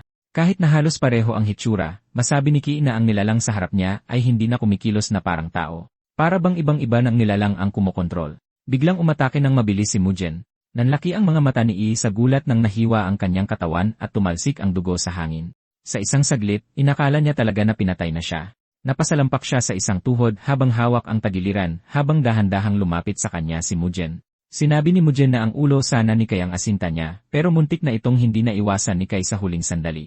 Tapos tinanong niya kung kaya pa bang lumaban ni Kei dahil naaamoy niya ang mismong bagay na yon mula sa kanya. Tuwa. Isang baliw na ngiti ang unti-unting nabuo sa mukha ni Lee. Biglang tumalon pataas si Lee at nagpakawala ng isa pang atake. Sinabi ni Mujen na nalaman na niya ang sikreto sa likod ng abilidad ni Lee. Hinulaan niya na may kinalaman ito sa pag-compress, tulad ng pag-compress ng espasyo mismo o kaya'y ng matter. Kinumpirma ni Kei na tama si Mujen. Muling naipon ang enerhiya sa palad ni Kei. Binalaan siya ni Kei na kapag tumama ang atake, hindi sapat ang salitang masakit para ilarawan ang pinsala. Direktang nagsalpukan ang dalawa habang nagbanggaan ang kanilang kapangyarihan sa isang nakakabulag na pagsabog ng enerhiya. Talagang naging interesado si Mujen, sabay sabing walang ganitong klaseng abilidad ang mga ordinaryong calamity. Biglang nabigla si Kei. Diretsong tumama ang suntok ni Mujen sa kanyang mukha. Sobra-sobra ang lakas ng tama kaya nang bumagsak si Yi, gumuho papaloob ang mismong lupa. Ipinahayag ni Mujen na walang silbi ang mga skill sa harap ng sobrang lakas na kapangyarihan. Inasar niya si Yi na kahit tubuan ng sungay ang daga, hindi kailanman matitinag ang tigre dahil doon. Kahit nakahandusay sa lupa, inipon muli ni Yi ang kanyang kapangyarihan at inihagis ito kay Mujen. Agad na naputol ang braso ni Mujen. Kaswal na komento ni Mujen na pagmamay-ari nga ng isang mahinang maliit na daga ang katawan ni Kuya. Pagkatapos ay tumubo ulit ang kanyang braso.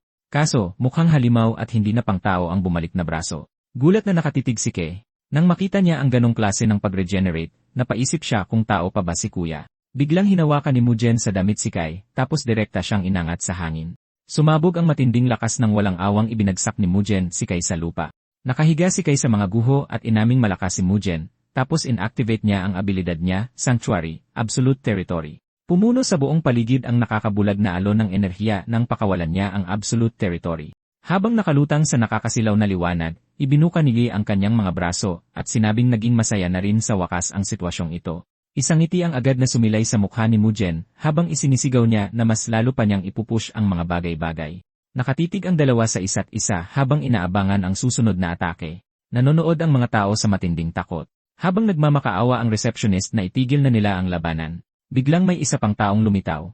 Nang makita ng receptionist ang taong iyon, tumigil siya agad sa pag-iyak. Sa mismong sandali ring iyon, muling nagsalpukan sina Kei at Mujen. Isang malakas na pagsabog ang yumanig sa buong paligid. Kalaunan, unti-unting nawala ang usok. Nakita si Inaw na nakatayo mismo sa pagitan ng dalawang manlalaban, sinangga ang atake ng dalawa gamit ang sarili niyang enerhiya habang pilit silang pinaghihiwalay. Tinanong ni Inaw kung ano sa tingin nila ang ginagawa nila. Parehong natigilan sina Kei at Mujen. Kalmadong nakatayo doon si Inaw habang nakapila sa likod niya ang ilang malalakas na ranker. Lahat sila ay seryoso ang ekspresyon ng mukha. Sinabihan ni Kei si Inaw na huwag makialam. Isang babaeng nakatayo sa likod ni Inaw ang tumutok ng parang karayom na armas direkta kay Kei at tinanong kung dapat pa bang gumalaw ang isang nasa ganoong kondisyon. Napabaling sa kanya ang matalim na tingin ni Kei. Tinitigan niya lang ito pabalik ng walang anumang takot. Mariing sinabi ni Inuit kay Kei na tama na. Binalaan niya ito na kung patuloy siyang magrereklamo, hindi rin siya makakalusot ng ganoon lang. Sa likod ni Inuit, nakahanda ng bumunot ng armas ang mga ranker anumang oras. Nagkomento si Mujen na sa wakas ay nagpakita na rin ang mabait na Ginoo at sinabing matagal-tagal na rin. Kaswal niyang sinabi na hindi naging sapat ang bata para aliwin siya. Tapos sinabihan niya si Inaw na dapat na nilang tapusin ang laban mula 6 na taon na ang nakakalipas. Idinagdag pa niya na wala siyang pakialam kung magdesisyon silang pagtulungan siyang lahat. Puro na pananabik ang nararamdaman ni Mujen, pero bigla na lang siyang napatunog ng dila sa inis. Nagreklamo siya na nakakadismayang gamitin ang katawan. Nang sandaling iyon, napagtanto ni Kuya na nabawi na niya ang kontrol. Muntik nang bumagsak ang katawan niya sa sahig, pero nasalo siya ni Inui bago pa siya tumama sa lupa. Tahimik na tiningnan ni Inui si Koya at naalalang siya ang parehong batang nagtanong noon kung paano siya magiging isa sa mga numbers, tapos tuluyan na niya itong naintindihan. Binuhat ni Inui si Koya sa kanyang mga braso, pero may biglang nagsabi sa kanya na maghintay. Iginiit ni Kay na biktima niya ang bata at wala siyang balak na ibigay ito. Kalmadong sinabihan siya ni Inui na tumabi. Ipinaliwanag niyang mamaya na dedesisyonan ng mga numbers ang kapalaran ni Kuya kasama na rin ng parusa kay Kay. Mukhang naguluhan si Kay sa sinabing iyon. Ipinaliwanag ni Inaw na gusto lang niyang kumpirmahin kung nasa panig ba talaga nila si Koya, pero nauwi pa sa isang matinding sakuna ang sitwasyon. Sinabi niyang isang matinding paglabag sa mga patakaran ito at binalaan si Kay na mananagot din siya rito. Kibit-balikat na sumagot si Kay na kaya lang may mga ganyang batas dahil pabor ito sa mga tulad ni Inuit. Sumagot si Inuit na dapat bilisan ni Kay na pumunta sa panig na sapat ang lakas para ipilit ang gusto nito sa iba. Kasunod nyon, tumalikod si Inuit at naglakad palayo. Dahan-dahang nagkamalay si Kuya. Tinanong niya kung nasaan siya. Sa kanyang pagkagulat, natagpuan niya ang sarili na nakagapos sa isang upuang bakal, parehong mahigpit na nakakandado ang kanyang mga kamay at leg. Tumayo si Inaw sa harap niya at kalmadong sinabing, sa wakas nagising ka rin. Nakuha pang umiti ng bahagya ni Koya nang makita siya. Nagpatuloy si Inaw at ipinaliwanag na nasangkot si Koya sa isang hindi otorisadong labanan ng mga ranker, na nagdulot ng malaking pinsala sa mga istruktura sa paligid at nagresulta pa ng mga nasaktan. Bilang parusa, sinabi ni Inui na nahatulang bitayin si Kuya. Nanlaki ang mga mata ni Kuya sa gulat at takot.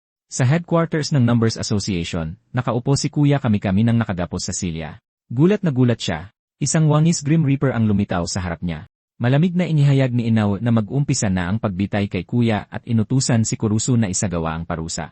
Naiwang walang kibo si Kuya. Kalmadong sinabihan ng lalaking nakasalamin si Kuya na huwag magalit sa kanya dahil sumusunod lang siya sa utos.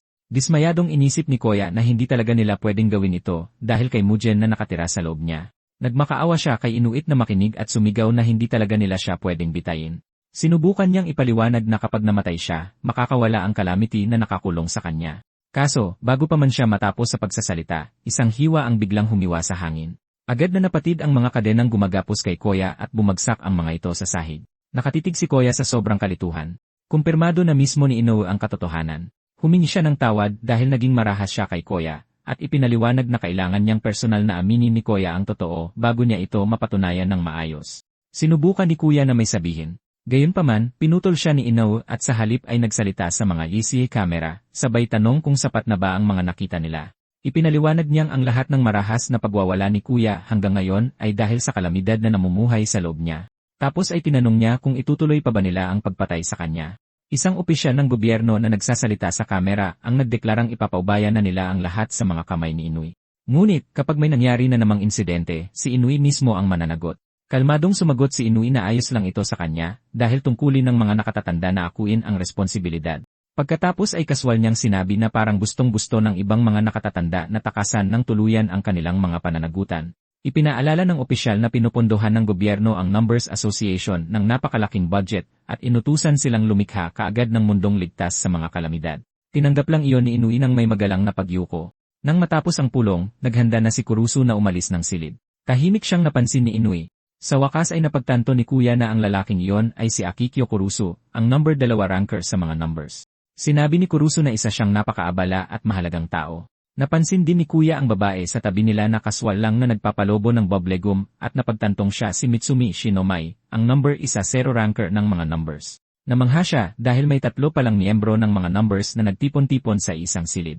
Sinabi ni Kurusu na kahit ang pinakamaliit na pagdududa ay dapat laging alisin. Mariin niyang ipinahayag ang paniniwala niyang dapat pa ring patayin ang bata. Matapos iyon, tahimik niyang isinara ang pinto sa kanyang pag-alis. Napats si Mitsumi at nagreklamong masyadong bilib si Kurusu sa sarili nito. Ipinagtanggol siya ni Inoue at sinabing nakisakay pa rin si Kurusu sa munting palabas niya at ginamit pa ang kakayahan nito para tulungan siya. Iyon ang mismong dahilan kaya gusto niya ang lalaki. Nagpasalamat siya kay Mitsumi sa pananatili nito pero agad din nitong idineklarang aalis na rin siya. Pagkatapos nyon, ibinaling ni Inoue ang kanyang atensyon kay Kuya Kamikami. Sinabi ni Inoue na ito na ang pangatlong beses na iniligtas niya si Kuya. Humingi siya ng tawad dahil hindi niya agad ito nakilala kani-kanina lang. Labis na natigilan si Kuya na natatandaan pa pala siya ni Inoue. Kaya naman tinanong ni Kuya kung paano nalaman ni Inoue na may namumuhay na kalamidad sa loob niya. Sinabi ni Inoue na malakas lang talaga ang pang-amoy niya at dala ni Kuya ang amoy ng isang kalamidad. Bakas ang gulat sa mukha ni Kuya dahil sa naging sagot nito. Nabanggit din ni Inui ang matitinding pagbabago sa hitsura at pag-ugali ni Kuya. Sinabi niyang halatang hindi ito kagustuhan ni Kuya, at hindi rin siya makapaniwalang isa lang itong klase ng skill. Higit sa lahat, noong magkita sila ni Kuya ng nagdaang araw, hindi naman ito amoy kalamidad. At nagkataon ding naroon si Kuya sa inabandonang building sa Shibuya nang unang lumitaw ang kalamidad. Dahil inisa-isa niya ang lahat ng mga detalyeng ito, nakabuo si Inui ng konklusyon na may isang kalamidad na nakikialam kay Kuya, kahit inamin niyang kalahati lang siyang kumbinsido dahil ang mismong sitwasyon ay hindi pa kailanman na itatala. Pagkatapos ay hiniling niya kay Kuya na ipagtapat sa kanya ang lahat. Ipinangako niya kay Kuya na nasa panig siya nito. Gumapang ang labis na init at tuwa sa dibdib ni Kuya nang marinig ang mga salitang iyon. Namuo ang mga luha sa kanyang mga mata. Matapos ang lahat ng naganap, nakaramdam siya ng matinding ginhawa nang makaharap na sa wakas ang Inui na iniidolo niya mula pa noon. Talagang natutuwa siyang nakapunta siya roon. Inamin ni Kuya na talagang may namumuhay na kalamidad sa loob ng katawan niya. Ipinaliwanag niyang kani-kanina lang ay inatake siya ng isa sa mga ito sa loob ng subway. Pagkatapos noon, mas maraming kalamidad pa ang nagsimulang magsitipon sa paligid niya. Nabanggit ni Inaw na nabalitaan nitong nilipol daw ni Kuya ang lahat ng mga ito. Inamin ni Kuya na tila kaya niyang gumamit ng maliit na bahagi ng kapangyarihan ng kalamidad. Saka naalala ni Kuya ang isang pinakamahalagang bagay na orihinal niyang gustong sabihin dito. Eksaktong aaminin na sana niya ito nang biglang may nakakatakot na nilalang ang sumugod papasok sa silid. Lumitaw ang isang lalaking nakasuot ng fur coat. Binati muna niya si Inui bago magtanong kung kailan pa ba naging tambayan ng mga kalamidad ang lungsod na ito. Kaswal niyang sinabing nakapatay na siya ng 3 sa mga ito papunta rito. Sa kanya idinagdag na ang silid mismo na iyon ay umaalingasaw na sa amoy ng kalamidad. Agad na dumapo ang mga mata niya kay Kuya at alam niyang ito agad iyon. Sa mismong sumunod na pintig ng puso, nagpakawala siya ng matinding atake kay Kuya. Napasukan ng malala si Kuya sa sahig dahil sa lakas ng pagkakatama sa kanya. Labis na nag-alala si Ino para sa bata. Pilit siyang humingi ng paliwanag kay Tayo sa kung ano ang tingin nitong ginagawa nito. Sinabihan siya ni Inaw na titigang mabuti ang binatilyo dahil tao pa rin si Kuya. Agad namang nakilala ni Kuya ang lalaking iyon. Siya si Tayo Tsumeragi, ang ika-4 sa mga numbers. Naintindihan agad ni Tayo na si Kuya pala ang tinatawag na batang kalamidad na dapat ay nahatulan na ng kamatayan. Kinuwestiyon niya kung bakit buhay pa ang pesteng ito. Kalmado pa ring sumagot si Inaw na napagpasyahan na nilang palampasin ang bata. Agad namang nagtanong si Teo kung isa na naman ba ito sa mga mag-isang desisyon ni Inaw. Ipinunto niyang ang mga mahahalagang bagay na ganito ay dapat pinag-uusapan ng buo at sama-sama ng lahat ng mga numbers. Itinawasto siya ni Inaw at inilinaw na nakabuo na ng nagkakaisang desisyon ang mga dumalong numbers. Idinagdag niya na kung maghihintay pa sila sa mga iresponsableng taong tulad ni Teo, walang matatapos at walang mabubuong pinal na desisyon kahit kailan. Inamin din itong nagulat siya ng matindi dahil nag-abala pa talaga si Teo na magpakita roon. Inisip ni Teo na ang mga salitang iyon ay isang pahintulot na isa-boses ang kanyang opinyon. Agad siyang nagbaba ng hatol na kamatayan para sa batang amoy kalamidad. Saka siya muling sumugod habang nagdedeklarang isasagawa niya na ngayon din ang parusang kamatayan na ito. Pinasadahan lang ng tingin ni Kuya si Teo habang diretsong sumusugod ito sa kanya. Lumikha ng napakalakas na pagsabog ang walang awang atake nito. Pinatibay na lamang ni Kuya ang sarili sa anumang posibleng sakit. Ngunit nang marahan niyang idilat ang kanyang mga mata, laking gulat niya nang makitang nakadapa si Teo sa sahig habang pilit na pinipilipit ni Inui ang braso nito sa likuran. Matigas na idineklara ni Inui na nakapagdesisyon na ang lahat at pinal na yon. Puwersahang kumawala si Tayo bago galit na sumigaw kay Inaw na huwag siyang maliitin o tignan mula sa ibaba. Inakusahan niya si Inaw na lagi itong ganoon kumilos magmula pa noong una, palaging nakangiti, habang mag-isang ginagawa ang lahat ng mabibigat at importanteng desisyon. Kalmadong sinabihan siya ni Inui na makinig ng mabuti. Ipinaliwanag niya na ang tunay at nag-iisang mithiin nila ay ang manalo sa digmaan laban sa walang katapusang paglitaw ng mga kalamidad at ibalik ang mapayapang mundong dating hawak ng sangkatauhan. Ipinagdiinan niya kung gaano kahalaga ang posibleng maging papel ng buhay ni Kuya dahil sa pambihirang kakayahan nitong mamuhay kasama at makausap ang mga kalamidad. Iminungkahi ni Inaw na darating ang araw na posibleng si Kuya ang maging liwanag na lulutas sa lahat. Ngumisi at nanuya si Teo sa mapangahas na ideyang iyon. Kinuwestiyon niya kung paanong ang isang kawawang bata na sumasalamin sa lahat ng kahinaan ng mundo ay magiging dakilang pag-asa pa ng sangkatauhan. Humakbang paharap si Kuya at inaming hindi naman talaga siya isang espesyal na nilalang. Inamin niya na kinusang loob niyang pinapasok ang isang kalamidad sa katawan niya, at sa totoo lang, wala siyang kaide-ideya kung ano ang hahantungan niya sa huli. Iyon ang mismong dahilan kaya siya naririto ngayon, dahil hindi na niya kaya pang mag-isa na dalhin ang lahat. Saka siya gumawa ng isang seryosong pakiusap kay Inui. Hiniling niya na kapag tuluyan na siyang nasapian ng kalamidad at sinimulang saktan muli ang mga inosenteng tao, gusto niyang patayin ni Inui pareho siya at ang kalamidad ng sabay. Bumagsak ang luha at yumuko ng malalim si Kuya. Halatang labis na nagulat si Theo sa mga mabibigat na salitang iyon.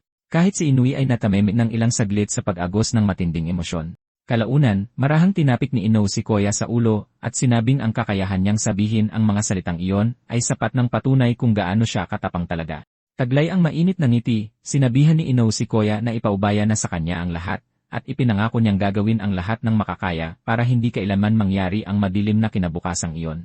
Labis na naantig ang marupok na puso ni Kuya. Tinanong ni Theo si Inui kung seryoso ba talaga itong makipagkaibigan sa mga nakakadiring kalamidad. Buong-buo niyang tinanggihan at kinasuklaman ang mga prinsipyo ni Inui at ang kawawang batang nakatayo sa harapan niya. Matibay ang paniniwala niyang dapat puksain ang bawat isang kalamidad. Dahil kung hindi, mawawalan ng kinabukasan ang sangkatauhan. Sinabi ni Inui na talagang mahirap kunin ang pangunawa ng mga tao. Isang mahinang tawa lang ang naisagot ni Kuya. Sinabi rin ni Inui na walang saysay ang pagbibigay ng peking pag-asa kay Kuya, kaya nagdesisyon siyang sabihin ng diretsahan ang totoo. Hindi na kailanman makakabalik si Kuya sa dati niyang buhay. Mula sa sandaling iyon, sasama na si Kuya sa isa sa mga number. Sumagot si Kuya na inihanda na niya ang sarili sa ganitong bagay, pero nagulat din siya kalaunan. Ipinaliwanag ni Inui na ang mga number ay grupong puno ng mga kakaibang tao, kaya siguradong mahihirapan si Kuya na makitungo sa kanila. Pagkatapos ay pinagmasdan ng mabuti ni Inui si Kuya sandali at kalmadong sinabi na mayroong hindi angkop sa kanya. Kalaunan, nagpalit si Kuya ng bagong uniforme. Ito ang opisyal na uniforme ng Numbers Association na ibinibigay sa mga kandidato. Gusto ni Inui na suotin ito ni Kuya, at malakas na idineklara ni Kuya na isusuot niya ito habang buhay nang hindi hinuhubad. Humingi ng tawad si Inui dahil hindi niya nasagot ang tanong ni Kuya kanina kung paano nagiging isa sa mga number. Ipinaliwanag niyang hindi siya nakarating sa itaas gamit lang ang pagsisikap. Nakarating siya roon dahil sa resulta, mga resultang nakuha sa pagtalo ng mas maraming kalamidad at pagligtas ng mas maraming tao kaysa sa sinuman. Pagkatapos ay sinabihan niya si Kuya na magbigay rin ng magandang resulta at patunayang mas magiging kapaki-pakinabang siya sa sangkatauhan kaysa sa iba. Agad na sumigaw ng masigla at determinadong si Kuya. Nang gabing iyon, nakatanggap si Kuya ng text mula kay Inui na nagsasabing may lumitaw na kalamidad at para sa misyong ito, sasamahan niya ang pasaway sa mga number na si number 4, Theo. Kahit alam na ni Kuya kung gaano kahirap pakisamahan si Theo, matapos silang magkita kahapon, mas nagulat pa siya nang saliksikin niya ito ng husto.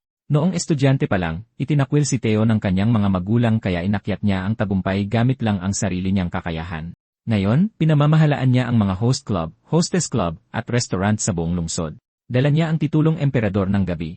Nang makarating si Kuya sa lokasyon ng misyon, sinalubong siya ni Theo at sinabing natutuwa siyang nakaabot si Kuya roon. Dahil kung nahuli lang ng kahit isang segundo si Kuya, siguradong pinatay na siya ni Theo. Sa gulat, agad na tinawag ni Kuya ang pangalan niya. Pero biglang sumugod si Theo papunta sa kanya habang sinasabing balak pa rin naman talaga siyang patayin. Tinawag siya ni Theo na isang kalamidad. Nagulat ng matindi si Kuya. Halos hindi niya nailaga ng atake. Kahit ganoon, nadaplisan pa rin siya ng tira. Desperadong sinabihan ni Kuya si Theo na sandali lang. Sa kaibuturan niya, napaisip siya kung galit ba sa kanya si Theo dahil sa kalamidad na nasa loob niya. Pero inamin ni Theo na ang totoong dahilan ay dahil panay ang buntot ni Kuya kay Shika Inui. Lubusan itong ipinagtaka ni Kuya. Naalala niya kung paano laging nagtatalo sina Theo at Inui noong isang araw at napaisip kung anong nakaraan meron silang dalawa. Idineklara ni Theo na kahit pa napagpasyahan ni Inui na buhayin si Kuya, hindi niya ito kikilalanin hanggat hindi niya mismo nasusubukan ang bata gamit ang sariling paningin. 15 minuto na lang bago lumitaw ang kalamidad. Hiniling ni Theo na patunayan ni Kuya ang halaga niya.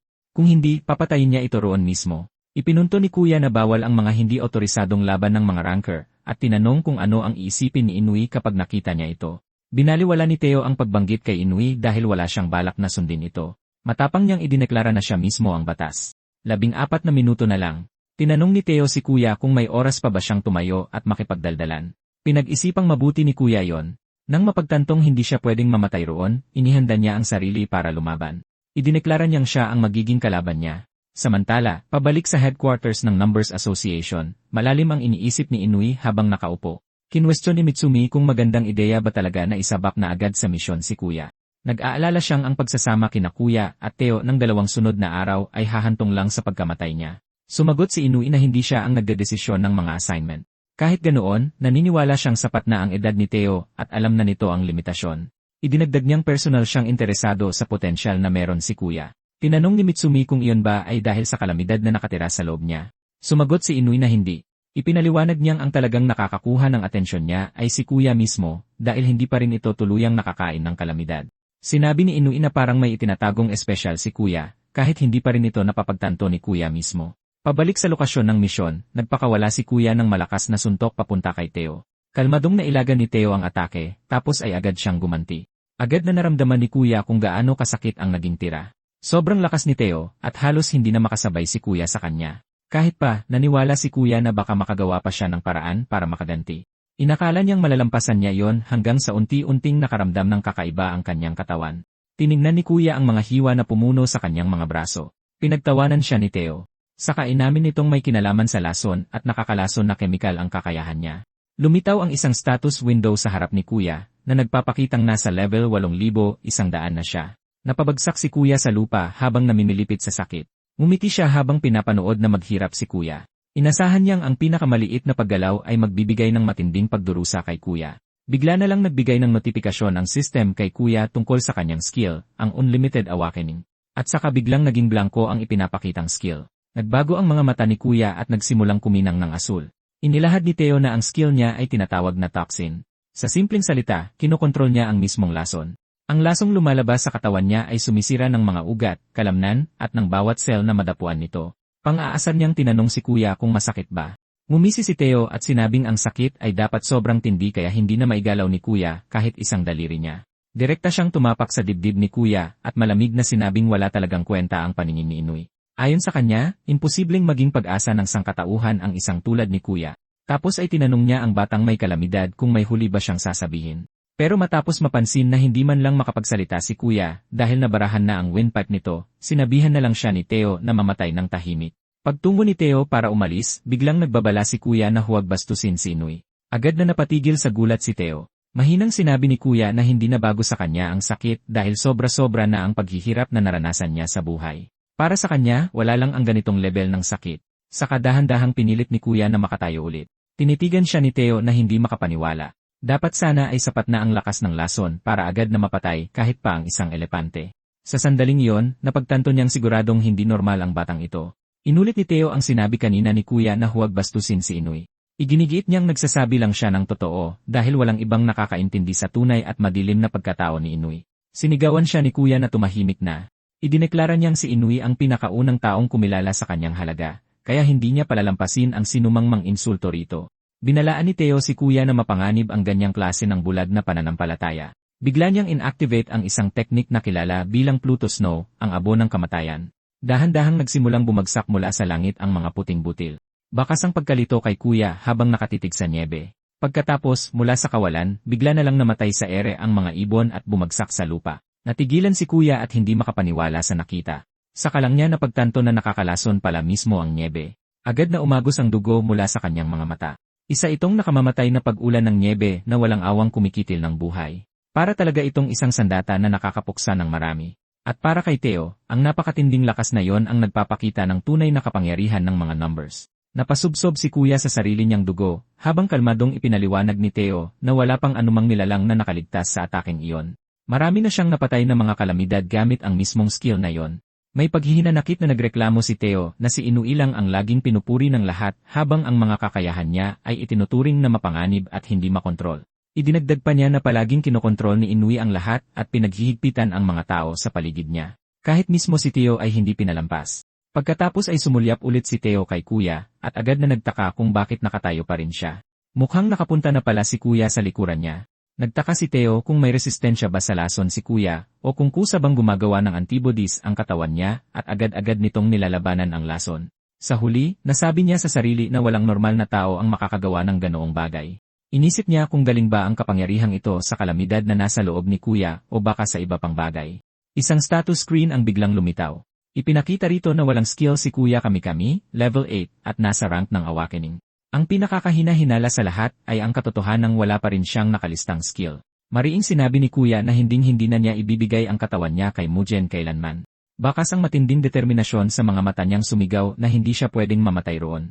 Malademonyong umiti si Theo at sinabing si Kuya ang kauna-unahang taong nakatayong muli matapos niyang lasunin. Gulat niyang sinabi na sobrang baliw ang mismong pagkatao ni Kuya. Agad na nagkasubukan muli ang dalawa at mabilis na tumindi ang laban nila. Sa mismong oras na yon, umabot na sa 0 ang countdown. Isang portal ang biglang nabasag pabukas, at isang nakakadiring asul na nilalang ang lumitaw sa harapan nila. Agad na natuon ang pansin ni na Kuya at Theo sa halimaw at sinigawan itong tumabi sa daan nila. Kumilos ng napakabilis ang dalawa at sabay nilang tinagos ang nilalang. Isang malakas na shockwave ang yumanig sa paligid. Ilang segundo lang pagkatapos patayin ang kalamidad, agad silang sumugod muli sa isa't isa habang nagpapakawala ng maapoy na enerhiya. Pasigaw silang nagpalitan ng malalakas na suntok sa isa't isa. Pero isang malakas na anunsyo ang biglang umalingaw-ngaw sa paligid. Ipinagbigay alam ng emergency broadcast sa lahat ng kalapit na residente na matagumpay nang napuksa ang kalamidad at formal nang inalis ang restricted zone. Naulit muli ang anunsyo. Bakas ang pagkadismaya kay Theo. Tinanggap niya na nagawang makaligtas ni Kuya laban sa kanya. Hindi inaasahang inaya ni Theo si Kuya na magtrabaho na lang para sa kanya. Labis na nabigla si Kuya sa alok na yon. Pero tumanggi siya. Pinili na lang niyang ibigay ang tiwala niya kay Inoy. Sumagot lang si Theo na kahit alin paman, hindi na ito mahalaga. Iginiit lang niya na nagbabala na siya kay Kuya. Pagkatapos ay tahimik na siyang umalis. Napag-isip-isip ni Kuya na sa huli, hindi pa rin niya nalaman ang katotohanan sa likod ng lahat. Patuloy siyang nagtaka kung ano nga ba talaga ang nangyayari kay Inoy. Mula noong araw na yon, hindi na kinilala si number 4, Kuzuki Theo, bilang isa sa mga numbers, at hindi na rin nalaman pa kung saan siya nagpunta. Natanggap ni Inoy ang balita tungkol kay Theo. Humingi ng tawad si Inoy at inamin na hindi niya inasahang kikilos ng ganoon si Theo. Sinisisi niya ang sarili dahil hindi niya nahulaan ang mangyayari. Pero agad na sinabi ni Kuya sa kanya na hindi niya kailangang humingi ng tawad para roon. Sumagot si Inoy na ang mga pagkakamali sa loob ng organisasyon nila ay responsibilidad pa rin nila sa huli. Pagkatapos, bilang kuya ni Theo, humingi ulit siya ng tawad. Naniga si Kuya sa sobrang gulat nang marinig niyang magkapatid pala ang dalawa. Kaswal na nagtanong si Inoy kung hindi pa ba niya ito nabanggit noon. Pagkatapos ay kalmado niyang kinumpirma na magkapatid nga sila ni Theo. Ipinunto ni Kuya na hindi kailanman isinapubliko ang impormasyong iyon, kahit man lang sa mismong mga fan ni Inoy. Sumagot si Inoy na para sa kanya ay ayos lang namang isapubliko ito, pero alam niyang kamumuhian iyon ni Theo. Inamin niyang hindi niya kailanman lubusang naintindihan ang nakababata niyang kapatid at may pait na tinawag ang sarili bilang isang palpak na kuya. Pagkatapos ay nagtanong si Inoy kung may sinabi ba si Theo tungkol sa kanya sa gitna ng misyon. Naalala ni Kuya na nagsalita si Theo tungkol sa tinatagong dilim sa pagkatao ni Inoy at inalok pa nga siyang magtrabaho para sa kanya. Pero sa huli, sumagot na lang si Kuya na wala namang masyadong sinabi si Theo. Tahimik na tinanggap ni Inoy ang sagot niya bago ipinaalam kay Kuya na matagumpay niyang napuksa ang kalamidad at natapos ang misyon. Pagkatapos na may kalmadong ngiti, inaya niya si Kuya na umuwi na. Tumayo si Kamikami sa harap ng building ng eskwelahan nila at tahimik na inisip na ang tagal na rin simula noong huli siyang pumunta roon. Kani-kanina lang, inutusan siya ni Inoy na bumalik sa eskwelahan. Nag-alangan si Kuya at ipinunto na baka mapanganib ito dahil natural nang lumalapit sa kanya ang mga kalamidad ngayon. Nagtanong si Inoy kung sapat ba yon na dahilan para hindi pumunta, lalo na't kailangan pang asikasuhin ni Kuya ang mga papeles sa paglipat at kunin ang kanyang mga gamit. Tapos tinanong niya kung ayaw ba talaga ni Kuya na makipagkita sa mga guro niya o magpaalam sa mga kaibigan niya. Tiniyak niya kay Kuya na siya mismo ang mag-aasikaso ng lahat, kaya hindi na kailangang mag-alala ni Kuya na baka may lumitaw na kalamidad. Inutusan pagkatapos ni Inoy si Shizuka na ihanda ang lahat. Kampanting nangako si Shizuka na ayusin niya ng maayos ang lahat. Sinabihan na lang ni Inoy si Kuya na i-enjoy ang huling araw niya sa eskwelahan. Habang nakatayong mag-isa sa gate ng eskwelahan, naisip ni Kuya sa sarili niya na napakabait talaga ni Inoy. Gayunpaman, para sa kanya, wala siyang masyadong magagandang alaala na konektado sa eskwelahan. Bigla na lang may sumigaw ng pangalan niya mula sa likuran. Sa pagkagulat, lumingon si Kuya at nakita niya si Teacher Okabe. Agad na naalala ni Kuya kung paano siya tinawag minsan ni Okabe na isang palpak at kahihiyan ng eskwelahan, at pinagsimula pa nga siya ulit mula sa simula. Mukhang may sasabihin sana ang guro, pero biglang napahingi ng tawad si Kuya dahil sa pag-absent niya nang walang paalam. Hindi inaasahang napahalakhak ang guro at sinabing hindi na yon problema. Dinagdag pa niya na si Kuya ngayon ang ipinagmamalaki ng eskwelahan. Napatayo lang si Kuya roon na hindi makapaniwala. Napansin din siya maya-maya ng ibang mga estudyante at agad siyang nakilala bilang kandidato ng mga numbers. Sa sobrang tuwa, isinigaw nilang siya yung kandidato ng numbers na napanood nila sa balita. Pinag-usapan nila kung paanong matagumpay na nilipol ni na Kuya at Kuzuki Theo ang isang kalamidad ng magkasama. Walang ideya si Kuya kung ano ang pinagsasabi nila. Mabilis niyang hinanap yon sa internet at napatunayang totoo nga ang balita. Isang grupo agad ang nagkumpulan sa paligid niya at nagsimulang magtanong tungkol sa mga numbers. Sinagot ni Kuya na personal na niyang nakilala si Inoy, kaya agad na mas na-excite ang lahat. Pagkatapos, biglang may malakas na sumingit sa siksikan. Isang lalaki ang masamang tumingin kay Kuya at pilit na tinanong kung siya ba yung gagong si Hachiko.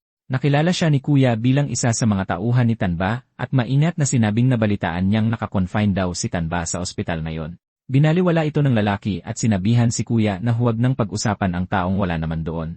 Tapos biglang naging palakaibigan ang pakikitungo niya at sinabihan si kuya na astig na siya ngayon. Kaya parang hindi na daw tama na tawagin siyang Hachiko. Tahimik siyang bumulong na isa pala siyang malaking fan ni Mitsumi at nakiusap kay kuya kung pwede ba siyang makakuha ng autograph nito para sa kanya. Sumagot si kuya na susubukan niya dahil nagkita na sila noon. Tuwang-tuwa ang lalaki pagkarinig nun.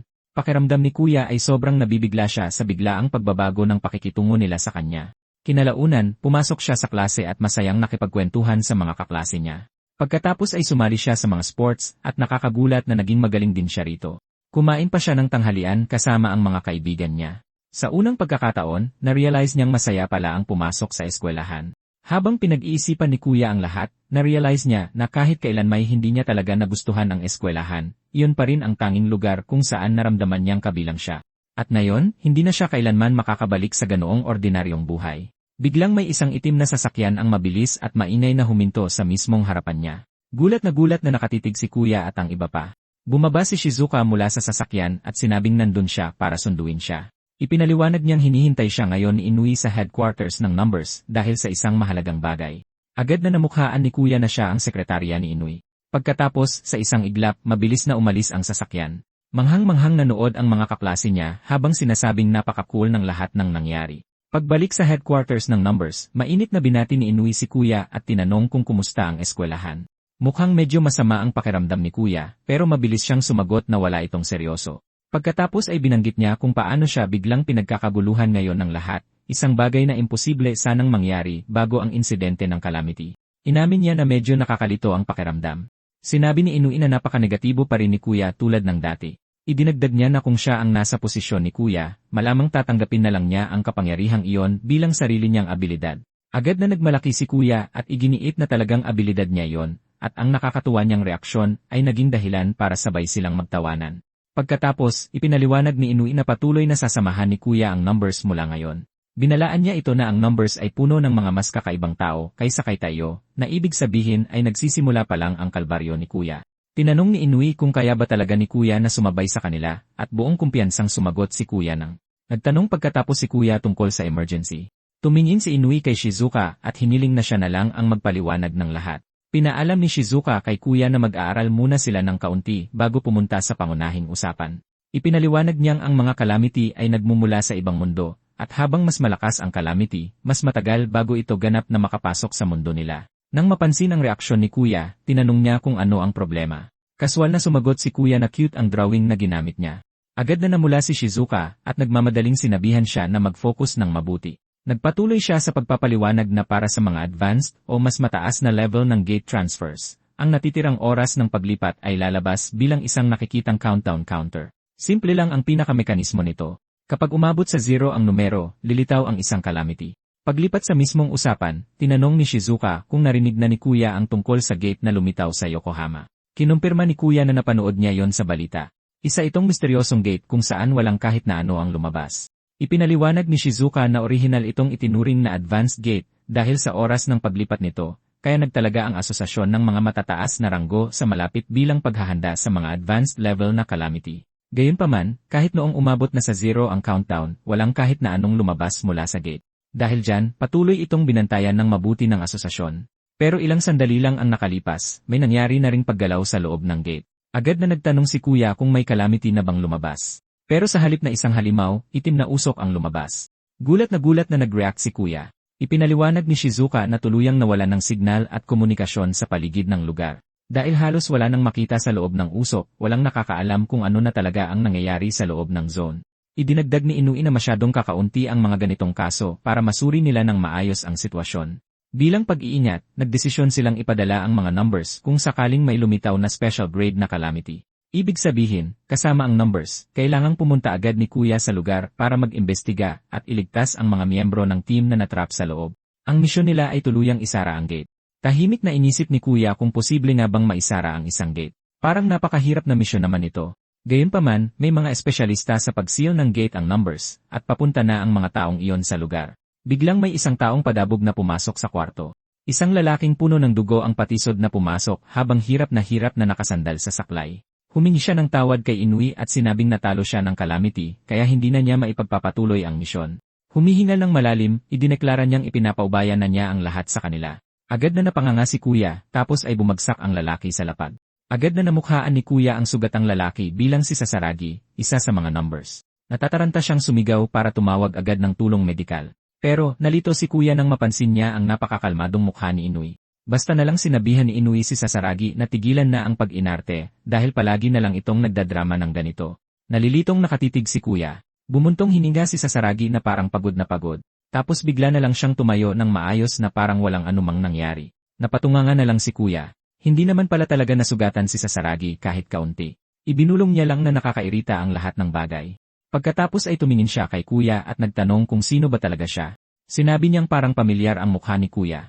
Tapos bigla na lang niyang naalala. Walang sabi-sabi, nagsimulang magwala ng madrama si Sasaragi sa sahig. Nagreklamo siyang kahit ang mag-isip, tumayo, o umupo ay pakiramdam niya ay napakahirap gawin. Tapos nagtanong siya ulit kung sino nga ba ang batang iyon. Maayos na nagpakilala si Kuya. Pakinig ni Sasaragi sa pangalan, agad niyang na-realize na ito ang mismong taong pinagkakaguluhan ng asosasyon. Agad niyang sinabi sa kanila na huwag siyang idamay sa gulong ito dahil parang masyadong abala ito para pagtiyagaan niya. Pagkatapos ay tinanong ni Sasaragi si Inoue kung ano ba talaga ang nangyayari at kung kailangan ba niyang pumunta ngayon sa Yokohama. Kalmadong itinalaga siya ni Inoue sa misyon.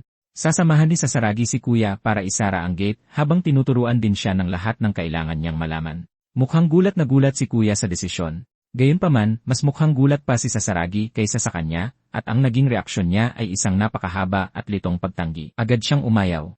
Ipinilit niyang malaman kung bakit kailangan niyang tanggapin ang napakagulo at pabigat na misyong ito. Kalmadong sinabihan siya ni Inoue na tigilan na ang pag-angal at ipinaliwanag na ang paggabay sa mga kandidato ay bahagi ng opisyal na tungkulin ng numbers. Natataranta, idinahila ni Sasaragi na ang paggabay ay ibig sabihin kailangan pa niyang mag-isip at gumawa ng mga sariling desisyon. Tapos nagpatuloy siya sa pag-ikot-ikot sa sahig habang nag-aalburoto dahil parang napakahirap at nakakapagod na gawain ng lahat ng ito. Gulong-gulo ang isip, tinanong ni Kuya sa sarili kung ano ba talaga ang problema ng lalaking ito.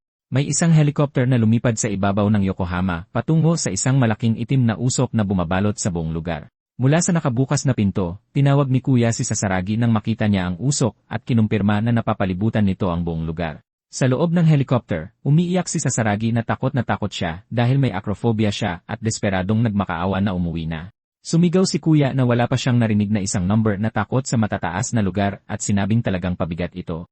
Ikinatwira ni Sasaragi na ang hindi pagpansin dito ay pandidiskrimina laban sa mga numbers. Habang sinasabihan siya ni Kuya na tumigil na sa pagsasalita ng walang kwenta, bumagsak si Sasaragi sa upuan niya at sinabing nawawalan siya ng malay sa sobrang takot. Pinagmasdan siyang makatulog ni Kuya. Napaisip tuloy siya kung ayos lang ba talaga ang kasama niya. Tumayo ang dalawa sa harap ng itim na usok. Napansin ni Kuya na mas mukhang nakakatakot pala ito kapag malapitan. Ang misyon nila ay iligtas ang mga rankers, puksain ang calamity, at isara ang gate. Nang magtanong si Kuya kung kaya ba talaga niyang isara ito, biglang sinabi ni Sasaragi na naghihirap siya sa malnutrisyon, pilay, at basag na bungo habang inilalabas ang isang idrip. Talagang napakawa niya. Gulat na sumigaw si Kuya at tinanong kung bakit may dala pa siyang ganoon. Humiga si Sasaragi sa isang malapit na bench at nanghihinang sinabing ipapaubaya na niya kay Kuya ang lahat. Sa kaibuturan ng puso niya, alam ni Kuya na nagpapanggap lang siya. Kinuwestiyon niya kung bakit ang isang tulad niya ay kabilang sa mga number. Pagkatapos ay napagtanto niyang kailangan niyang harapin ang sitwasyon ng mag-isa. Hindi tulad ng mga nakaraang calamity, ang itim na usok na ito ay ganap na hindi pamilyar. Noong una, nagduda siya sa sarili niya. Pagkatapos ay nagpasya siyang kailangan niya itong gawin para kay Inoue na kumilala sa kanya. Nang may determinasyon, idineklara ni Kuya na kaya niya itong gawin bago siya biglang lamunin ng usok. Sa labas, komportableng nakapahinga si Sasaragi sa upuan kasama ang kanyang idrip at bumulong na buti na lang nakatulog siya. Laking gulat ni Kuya nang bigla siyang makaladkad ng malalim sa loob ng usok. Ganap na madilim sa loob. Halos wala siyang makita. Naisip niya kung nakaladkad din ba ng ganoon ang advance team. Biglang may sumubok na umatake sa kanya. Agad na umiwas si Kuya. Nagulat siya sa sumunod niyang nakita. May hindi mabilang na mga dambuhalang kamay. Napaisip siya kung ang mismong itim na usok ba ang calamity. Inactivate niya ang kanyang skill na Infinite Awakening. Iniwasan niya ang mga atake. Sinubukan niya itong suntukin, ngunit napagtanto niyang wala siyang natatamaan. Naisip niyang dahil ito sa gawa sa usok ang nilalang. Nanlaki ang mga mata niya sa gulat. Isang napakalakas na puwersa ang bumangga sa kanya at nagpatalsik sa kanya patalikod. Itinaas niya ang kanyang depensa laban sa shockwave, ngunit biglang hinawakan ng isang higanteng madilim na kamay ang kanyang katawan at ganap siyang iginapos. Mas maraming kamay na may kuko ang pumalibot sa kanya, habang napagtanto niyang malayang nakakaatake ang Calamity, habang hindi naman tumatama ang mga atake niya. Pinabagsak siya ng Calamity gamit ang walang tigil na mga atake. Naggitngit ang kanyang mga ngipin sa inis at sinabing napakawalang katuturan ng sitwasyon. Sa pilitan siyang nagpakawala at nagpa siyang umatras. Napagtanto niyang isang kahangalan ang direktang lumaban sa teritoryo ng kalaban. Idinagdag niya na ang pakikipaglaban ng hindi alam ang mga katangian ng kalaban ay higit pa sa pagiging tanga. Patuloy siyang hinabol ng itim na usok. Nagpasya siyang maghintay at magmasid. Samantala, mukhang komportable si Sasaragi sa upuan. Naisip niya kung tumakbo na ba papalayo si Kuya. Gayunpaman, mabilis niyang napagtanto na hindi iyon mangyayari at malinaw na may pinupuntirya si Kuya. Habang nagtatago sa likod ng pader, napagtanto ni Kuya na hinahanap siya ng Calamity gamit ang paningin nito. Napagtanto niya na ang pangunahing katawan na kumokontrol sa mga kamay ay nakatago sa loob ng usok. Pinuwersa ni Kuya ang sarili na mag-isip ng mabuti para mahanap ito. Naalala niya ang mga impormasyon tungkol sa bawat number. Pagkatapos ay naalala niya ang isang ranker mula 4 na taon na ang nakalipas na lumaban sa isang slime na Calamity. Ang Calamity na yon ay kayang matunaw sa tubig, maging invisible, at malayang umatake kapag na-corner. Gayunpaman, nakahanap pa rin ang ranker ng paraan para matalo ito. Naalala ni Kuya kung gaano kaperpekto at kagulo ang labanang iyon. Tuwang-tuwa siya at nanginginig noon nang malaman niya ito. Napagtanto ni Kuya na baka gumana rin dito ang parehong paraan, bagaman may dala itong matinding panganib. Biglang lumitaw ang isang itim na usok sa mismong ulunan niya. Pagtingin sa itaas, nakita ni Kuya ang mga nawawalang ranker na nakabitin sa himpapawid sa ilalim ng isang kakaibang purpurang aura. Noong una, nakamba siyang patay na sila. Ngunit nang tingnang mabuti, napagtanto niyang buhay pa sila. Alam niyang maililigtas niya sila kung kikilos siya ng mabilis. Naglabas siya ng matinding enerhiya at sumigaw upang magpakita ang Calamity. Isang nagliliwanag na pulang mata ang tumitig sa kanya mula sa kadiliman. Sinubukan ni Kuya na pakiramdaman kung saan siya pinapanood nito. Agad na sumugod pasulong si Kuya. Isang malaking pagsabog ng purpurang enerhiya ang biglang umulan sa kanya. Nanlaki ang mga mata niya sa gulat nang masaksihan niya kung gaano talaga kalaki ang Calamity. Dumedepensa siya habang tinitiis ang walang tigil na mga atake, kahit pa nagtamo siya ng mga galos sa buong katawan. Sa kanya naalala ang isang detalye. Ang ranker noon ay tumakas patungo sa isang lugar habang sinasalo ang mga atake ng kalaban. Ang lugar na iyon ay napapalibutan ng mga batuhan sa 3 gilid. Nagpunta siya sa isang dead-end na eskinita. Noon, nawalan ng matatakasan ang ranker, kaya siya naging desperado. Sa wakas, isang goblin ang lumitaw.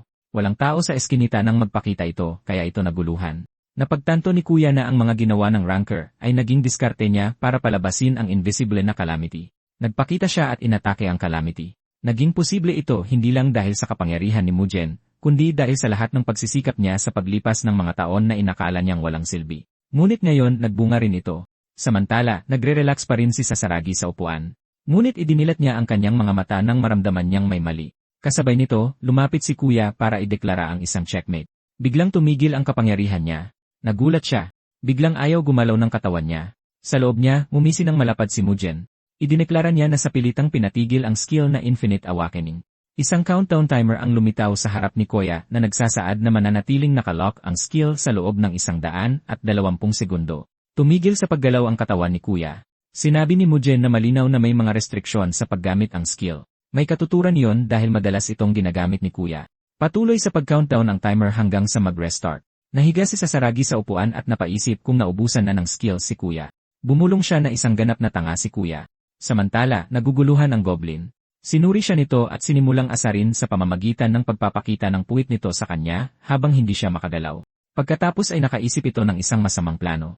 Naguluhan si Kuya nang umikot ang purpurang usok sa paligid niya. Lumitaw mula sa kadiliman ang mga dambuhalang braso na may kuko nang mag-transform ang nilalang na maging isang higanteng demonyo na may sungay. Natigilan si Kuya sa gulat. Ibinagsak siya ng Calamity sa lupa at dinurog sa ilalim ng napakalakas na purpurang enerhiya. Napasigaw si Kuya.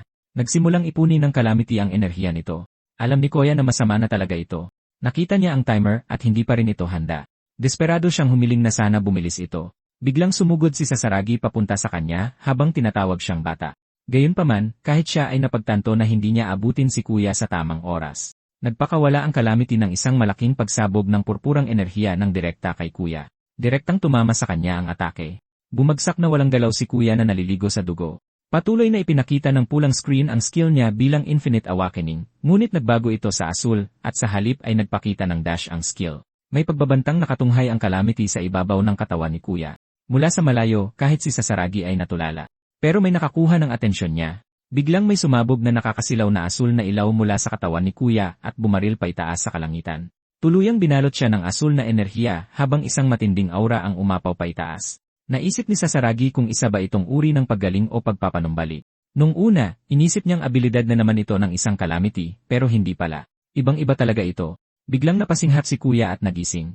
Hinal na hinal siya. Hindi makapaniwalang tinitigan siya ni Sasaragi at tinanong kung ano yon. Doon lang siya napansin ni Kuya. Akala ni Kuya imahinasyon niya lang na tumagos sa kanya ang atake. Napagtanto ni Sasaragi na kahit mismo si Kuya ay hindi napansin ang nangyari. Tulad ng inaasahan niya, baka nga talagang kamangha-mangha si Kuya. Agad siyang binalaan ni Kuya na kaya ng calamity na kontrolin ang hamog. Tinanong lang siya ni Sasaragi kung nailock ba niya ang bahay niya. Litong-lito si Kuya, pero patuloy niyang pinaalalahanan na huwag kalimutang mag-lock. Tapos isang umiilaw na susi ang lumitaw sa kamay ni Sasaragi. Habang inactivate niya ang skill niyang lock. Isang malaking selyo na may dambuhalang butas ng susi ang agad na nagpatigil sa calamity. Sermon pa niya, ang pagkalimutang ilock ang mga bagay ay makakasira kay Kuya balang araw. Naguluhan si Kuya nang makita niyang huminto ang calamity. Kaswal na ipinaliwanag ni Sasaragi na inlock niya ang galaw nito, at hindi ito kikilos hanggat hindi natatanggal ang lock. Sa kanya sinabi kay Kuya na siya na ang tumapos sa natitira. Hindi makapaniwala si Kuya na napahinto yon ni Sasaragi ng ganoon kadali. Tinanong siya ni Sasaragi kung paano niya naisip na ilabas ang calamity mula sa hamog. Naisip niya kung bigla lang ba itong pumasok sa isip niya o may nag-suggest nito. Ipinaliwanag niyang ginugol niya ang maraming taon sa pag-aaral tungkol sa mga numbers dahil minsan na rin siyang nangarap na maging isa rito. Kaya naman, nag-research siya tungkol sa mga nakaraang calamity at kung paano sila talunin. At para sa calamity na ito, kinopya niya ang diskarte na ginamit ng isang ranker na minsan nang lumaban sa isang slime calamity. Isinakripisyo ng ranker ang sarili niya at tinalo ang calamity. Naantig si Kuya sa ginawang iyon. Naalala ni Sasaragi ang slime calamity ilang taon na ang nakalipas. Ang ranker na yon ay siya. Noon, kinulong niya ito gamit ang lock at idineklara na hinding-hindi niya hahayaang gawin ng mga calamity ang gusto nila. Isa lang siyang corporate slave ng sangkatauhan pero desidido siyang talunin ito. Noon, punong-puno ng sigla ang ating Sasaragi, hindi gaya ng sarili niya ngayon. Naglaho ang alaala habang dumaloy ang anino sa mukha ni Sasaragi. Napansin ni Kuya ang ekspresyon niya. Napats si Sasaragi at nagreklamong pabigat si Kuya. Kalaunan, nawala ang itim na hamog nang mapatigil ang calamity. Sumang-ayon si Sasaragi at sinabing pwede nang iligtas ang mga natrap na ranker, pero may isa na namang sorpresa na naghihintay sa kanila. Nagsimulang bumukas ang maraming gate sa paligid nila. Nataranta si Kuya. Napansin ni Sasaragi na puro advanced level gate ang mga ito. Sa wakas ay naintindihan na niya kung ano ang buong oras na itinatago ng hamog. Napansin din niya kung gaano katalinong pinlano ito. Tinanong siya ni Kuya kung anong dapat nilang gawin. Ang countdown ay wala pang 5 segundo. Sa isang iglap, ilang mga calamity na ang nakalabas mula sa gate. Sumigaw sa takot si Kuya. Alam niyang hindi nila kakayanin ang ganoon karaming advanced na halimaw. Sobrang daming pinsala ang mangyayari kung may makatakas man lang kahit isa sa mga yon. Napadaing si Sasaragi. Nagreklamo na naman siya kung gaano ito kaabala. Isa pang umiilaw na susi ang lumitaw sa kamay niya at isang pagsabog ang naganap. Gulat na lang na nakatitig si Kuya. Gintong enerhiya ang bumalot kay Sasaragi, at isang malaking magic circle ang nabuo sa likod niya. Inactivate niya ang kanyang teknik, ang Phosphorus Flame Shedding Armor Sword King. Ibinulong ni Sasaragi na nakakapagod talaga to. Tapos sinabihan niya si Kuya na huwag kurap at manood ng mabuti. Tumutok ng maigi si Kuya. Tinawag ni Kuya si Sasaragi. Naisip niya kung anong klaseng teknik iyon. Nakatayo si Sasaragi hawak ang malaking sandatang mukhang susi habang napapalibutan siya ng isang dambuhalang magic circle. Ipinaliwanag niya na isa itong Killan Flames na nagtatanggal ng armor. Ito ang awakened form ng skill niya. Hindi pa kailanman nakakarinig si Kuya tungkol sa isang skill awakening.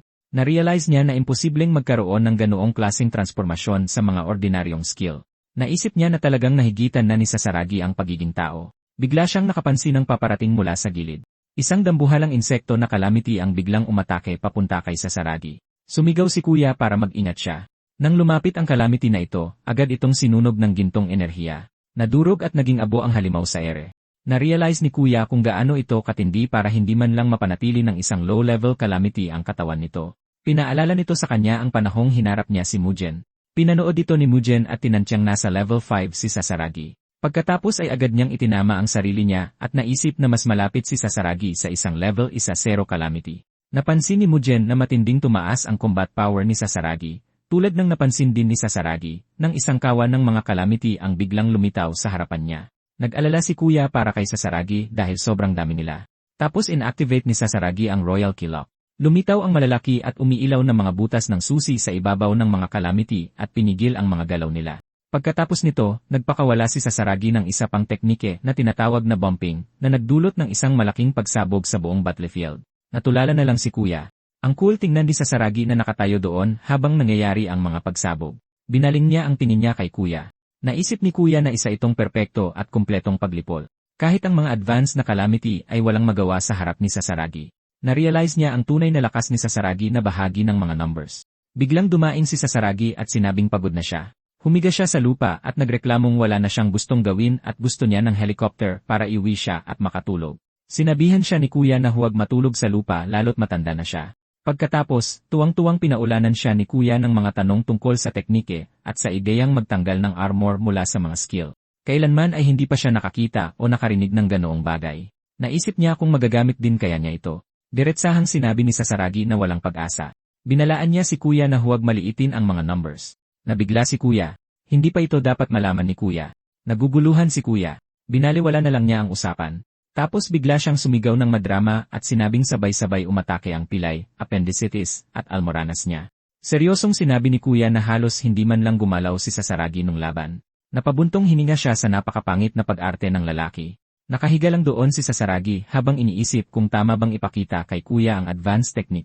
Isang maikling flashback. Sa nakaraan nilang pag-uusap ni Inui, sinabi niyang ayaw niya. Tinanong niya kung talagang balak ni Inui na kalagkarin si Kuya sa mundo nila. Sumagot si Inui na baka gusto rin naman ni Kuya na maging bahagi nito. Ikinatwira ni Sasaragi na hindi gugustuhin yon ni Kuya kung alam lang niya ang lahat. Natuwa si Inui at sinabing bihirang maging mapilit ang isang taong tamad tulad ni Sasaragi. Dahil nag-aalangan si Sasaragi, inalok niya ito ng isang kasunduan. Kung papayag si Sasaragi na gawin ito, pwede siyang magbakasyon ng isang buong linggo. Sinamaan siya ng tingin ni Sasaragi dahil sa maduming laro nito. Sinabi ni Inui na siguradong matutuwa ang anak nitong babae. May impormasyon siya tungkol sa bata sa telepono niya kaya alam niyang magkahiwalay silang nakatira. Sinabi niya kay Sasaragi na para ito sa kinabukasan ng sangkatauhan. Napabuntong hininga ng malalim si Sasaragi at napilitang pumayag. Balik sa kasalukuyan, tinamad na sinabi ni Sasaragi kay Kuya na kahit malaman niya ang totoo ngayon, aabutin pa siya ng 10 taon para maintindihan ito. Pinayuhan niya si Kuya na sumuko na. Sa halip, idineklara ni Kuya na magsusumikap siya hanggat kaya niya. Tinawag siyang tanga ni Sasaragi at binalaan siyang huwag masyadong magpakapagod. Nangako si Kuya na magpupursige dahil kailangan niyang lumakas. Inamin niyang parang imposible pa rin para sa kanya ang lumakas. Pero ngayon ay nakakalaban na siya ng calamity gayong isa lang siyang walang kwentang Hachiko na hindi man lang nakapag-awakin ng skill. Pinagmasdan siya ni Sasaragi at sinabing may skill naman talaga si Kuya. Naiwang naguguluhan si Kuya. Habang nag-uusap sila, ilang itim na uwak ang nagtipon sa paligid. Nakapwesto ang mga ito sa itaas ng dalawa at matamang pinagmamasdan sila. Sa ibang lugar, tinawag ni Kurusu si Inui at ibinalitang umaayon ang lahat sa plano niya. Kinumpirma ni Inui na talagang may skill si Kuya. Hindi pa lang niya alam kung ano. Napansin ni Kurusu na parang kakaiba ang saya ni Inui. Pero sinabi niyang masyado pang maaga para ipakita kay Kuya ang isang advanced skill. Lalo na't itinago pa nga ito ng mga numbers sa gobyerno, higit pa sa publiko, binalaan niya ito na kapag nabulgar ang plano nila, masisira ang balanse ng mundo na parang pagbukas sa Pandora's box. Natawa si Inui at sumang-ayon na hindi sila kailanman dapat maging Prometheus, ang nagbigay ng apoy sa sangkatauhan. Pero tinukoy niyang lumitaw na muli ang isang taong kayang humigop ng mga calamity, ibig sabihin, ang panahong tumigil simula noong araw na iyon ay umuusad na sa wakas. Iginiit niya na dahil kay Kuya, makakausad na rin sa wakas ang Numbers Association. Malakas na umungol si Sasaragi habang nagrereklamo kung bakit kailangan pa niyang sumama. Sinabi ni Kuya na natural lang na kailangan nilang iulat kung ano ang nangyari sa misyon. Sinigawan niya itong tumigil sa pagrereklamo dahil nakahiga lang naman siya sa cart habang itinutulak siya ni Kuya sa hallway. Sinabi ni Sasaragi na wala siyang magawa dahil pagkatapos ng nakakatakot niyang armor release, nanghina at sumakit ang buong katawan niya. Nagduda si Kuya kung nagsasabi ba siya ng totoo. Nagreklamo si Sasaragi na sana si Inui na lang ang pumunta para pasalamatan siya. Nagreklamo pa siya tungkol sa loko-lokong iyon, pero pinatigil na siya ni Kuya dahil nasa tapat na sila ng kwarto ni Inui. Bumukas ang pinto at iniluwa si Kei Kusanagi. Nanigas sa gulat si Kuya nang malamig siyang titigan ni Kei. Kaswal na nagtanong si Sasaragi kung tapos na ba ang suspension ni Kei. Pagkalagpas ni Kei kay Kuya, idineklara nitong hindi pa siya natatalo. Nagkomento si Sasaragi na napakasakit talaga sa ulo ng batang iyon. Binalaan niya si Kuya na mag-ingat dahil mukhang nagustuhan na siya ng bata. Naisip ni Kuya na tama siya dahil bigla na lang siyang inatake ng lalaki. Buwisit si Kuya sa kanya. Isang boses mula sa loob ang nag-imbita sa kanilang pumasok. Nagliwanag ang mukha ni Kuya nang makita si Inui. Sinabi ni Inui na nagawa nila ng maayos ang misyon. Nakatayo sa tabi niya ang isang babaeng blonde na naka-lab coat. Agad siyang nakilala ni Kuya.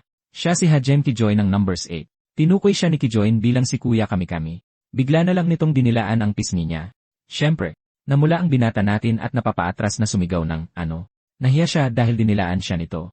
Ngumiti siya at sinabing amoy na amoy sa kanya ang calamity energy. Hiniling ni Inui na suriin ang skill ni Kuya. Naisip ni Kuya na ina-analyze siya nito. Inutusan ni Kijoy si Kuya na ipakita ang status screen niya. Pagkakita na nasa ganitong notation ang katangian ng skill, naintindihan niya kung bakit inaakala ng mga tanga na wala itong silbi. Nilinaw niyang ang ibig sabihin ng dash ay hindi walang skill, kundi minus. Nang makita kung gaano naguluhan si Kuya, alam niyang walang pupuntahan ang usapan sa isang tangang tulad niya. Naguguluhang inulit ni Kuya ang salita. Pinalitan niya ito ng salitang cancellation. Ipinaliwanag niya na may kakayahan si Kuya na ibawas ang kapangyarihan ng mga skill at calamity at ibalik ang mga ito sa zero. Bigla niyang sinampal si Kuya sa mukha para ipakita na hindi ito gumagana sa lahat ng bagay at kailangan itong i-activate. Iminungkahi ni Inui na may kondisyon para ma-activate ito. Maaaring kapag nakatanggap si Kuya ng malaking pinsala o kung nasa bingit siya ng kamatayan. Pero ang nakakatiyak siya ay pinipigilan ng skill na ito ang calamity sa loob ni Kuya. Hindi makapaniwala si Kuya. Naalala niyang binubuli siya noon dahil wala siyang kahit anong skill. Tinatrato siyang utusan at pinangalanan pa siyang Hachiko. At ngayon nalaman niyang may skill pala siya simulat sa pool. Naging emosyonal siya dahil dito. Umiyak siya. Pero naudlot ang madramang eksena nang sabihin ni Kijoy na ayaw niya ng hula-hula lang at iminungkahing hiwain agad si Kuya para masuri pa ito ng mabuti. Nanginginig sa takot si Kuya nang marinig ang paghiwa. Bigla na lang may lumabas na paa ng tao mula sa bibig ni Hajime. Pinanood nila habang sunod-sunod na lumabas ang iba pang parte ng katawan. Pagkatapos, pinunasan niya ang bibig niya at sinabing perpekto ang nagawa niya. Isa itong clone ni Kuya. Hindi matanggap ni Kuya na lumabas siya mula sa bibig nito. Nagpanik siya dahil hindi niya maintindihan ang nangyayari. Dagdag pa roon, hubad ang clone kaya hiyang-hiya siya. Naisip ni Kijoy na hindi sinabi ni Inui sa bata. Ibinunyag niyang ang skill niya ay tinatawag na duplication. Gamit ang dila niya, kaya niyang basahin ang impormasyon ng isang nilalang at gumawa ng perpektong kopya. Ipinaliwanag niyang kahit hindi buhay ang clone, ang katawan nito ay eksaktong kapareho ng kay Kuya, kaya maaari nila itong pag-aralan gamit ito. Nagkomento si Sasaragi na nakakadiri ang skill niya. Tinukso siya ni Kijoy na nagbabalik ng maraming magagandang alaala ang paghiwa sa kanya noon. Iminungkahi niyang gawin ulit iyon. Namutla si Sasaragi. Nagmamakaawa siya na huwag na siyang paalalahanan dahil nakakakilabot na panoorin ang sarili niyang katawan na hinihiwa-hiwa. Binalaan niya si Kuya na hindi iyon magandang panoorin. Inihayag ni Kijoy na sisimulan na niya agad ang pagdisek kay Kuya. Hindi inaasahan, biglang sinakal siya ng clone. Natigilan ang lahat sa gulat. Nagbabala ang clone na huwag siyang basta-bastang hawakan. Nakita ni Kuya si Mujin doon. Tinitigan ito ng masama ni Kijoy. Gamit ang isang scalpel, hinawakan niya ang braso ng clone at sinabing nakakagulat na napakasigla ng manika. Natuwa siya at sinabing sa wakas ay naging kapanapanabik na ang mga pangyayari. Naawa si Kuya sa braso niya. Kinalagkad niya sa buhok ang hubad na clone palabas ng kwarto. At kaswal na sinabing babalik siya para mag-report kapag may nalaman na siya. Mapait itong pinagmasdan ni Kuya. Pinaliwanag ni Inaw na masyado siyang importante para personal na suriin ang isang ordinaryong ranker. Sinabi niyang pinapatunayan nito kung gaano kalaki ang inaasahan niya kay Kuya. Pagkatapos ay idineklara niya na si Kuya ang tatapos sa digmaan laban sa mga calamity at naniniwala siyang si Kuya ang pag-asa ng sangkatauhan.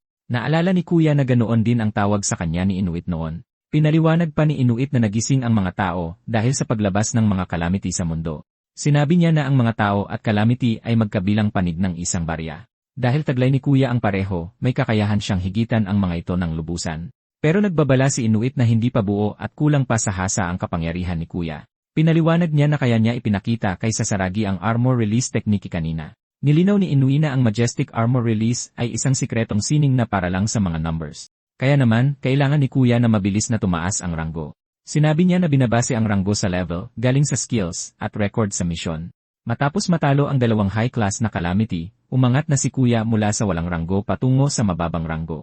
Pero mahaba at matarik pa ang tatahaking daan. Walang ibang magagawa si Kuya kundi ang patuloy na magsanay at umakyat sa itaas. Biglang yumanig ng malakas ang buong kwarto. Bumalot sa paligid ang isang nakapanlulumong presyon. Agad na pinagpawisan ng malamig si Kuya nang maramdaman niya ang isang aura na higit pa sa anumang naranasan niya. Naisip niya kung kay Mujin ba yon. Inisip ni Inaw kung nagbalik ba ang special grade calamity mula 6 na taon na ang nakakalipas. Napagtanto ni Kuya na si Mujin ang tinutukoy nito. Ipinaliwanag ni Inaw na akala ng publiko ay tinalo niya ang calamity noon, pero ang totoo, naglaho ito bago pa man matapos ang paglipol. Inamin niya na hindi niya alam kung bumalik ba ito sa sarili nitong mundo o nagtago lang sa ibang lugar. Nang marinig ito, kinakabahang naghanda si Kuya na umamin na nasa loob niya si Mujen. Ngunit bago siya makapagsalita, malamig na sinabi ni Inuit na sinira ng nilalang na iyon ang mundo at kinuha ang taong mahal niya. Sumumpa siya na papatayin niya iyon sa susunod na magkita sila. Natigilan si Kuya sa tindi ng pag-asam nitong pumatay.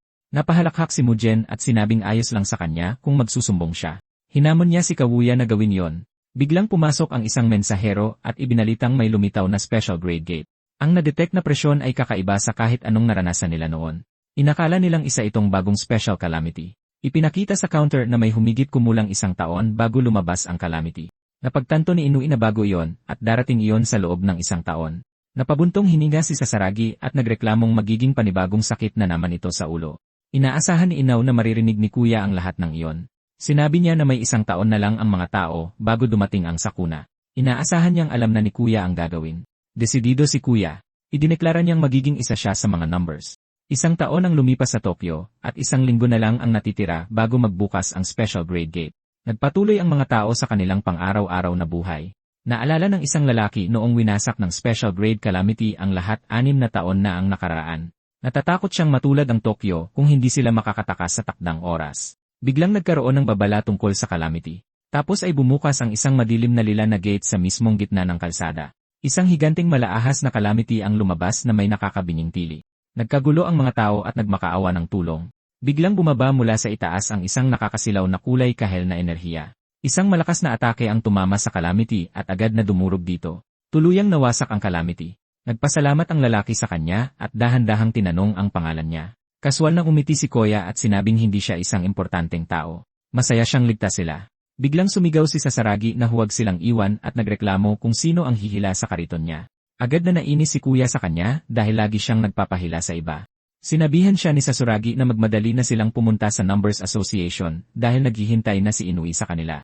Sumagot si Kuya ng 1 taon na ang lumipas mula nang huli niyang makita si Inui. Sa opisina ni Inui, humingi ng paumanhin si Shizuka at inabisuhan si Kuya na wala roon si Inui. Nagulat si Kuya at nagpaliwanag na si Inui mismo ang nagpatawag sa kanya.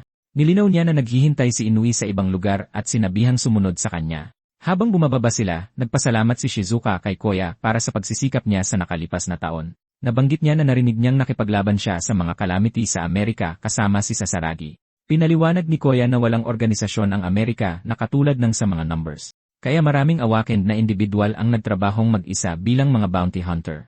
Inamin niya na ang pagharap sa parehong mga kakaibang bayani at mga calamity ang nagpahirap sa kanya sa loob ng 1 taon. Napansin ni Shizuka na mas humaba na ang buhok niya. Nahihiyang inamin ni Kuya na wala lang talaga siyang oras magpagupit. Napansin niyang ang hitsura at pangangatawan nito ay nagbago na ng husto kaya hindi na siya mukhang kapareho noong 1 taon. Bumukas ang higanteng mga pinto. Isa itong underground na training facility. Pinaliwanag niya na ginagamit ito ng mga numbers at kanilang mga kandidato para magsanay.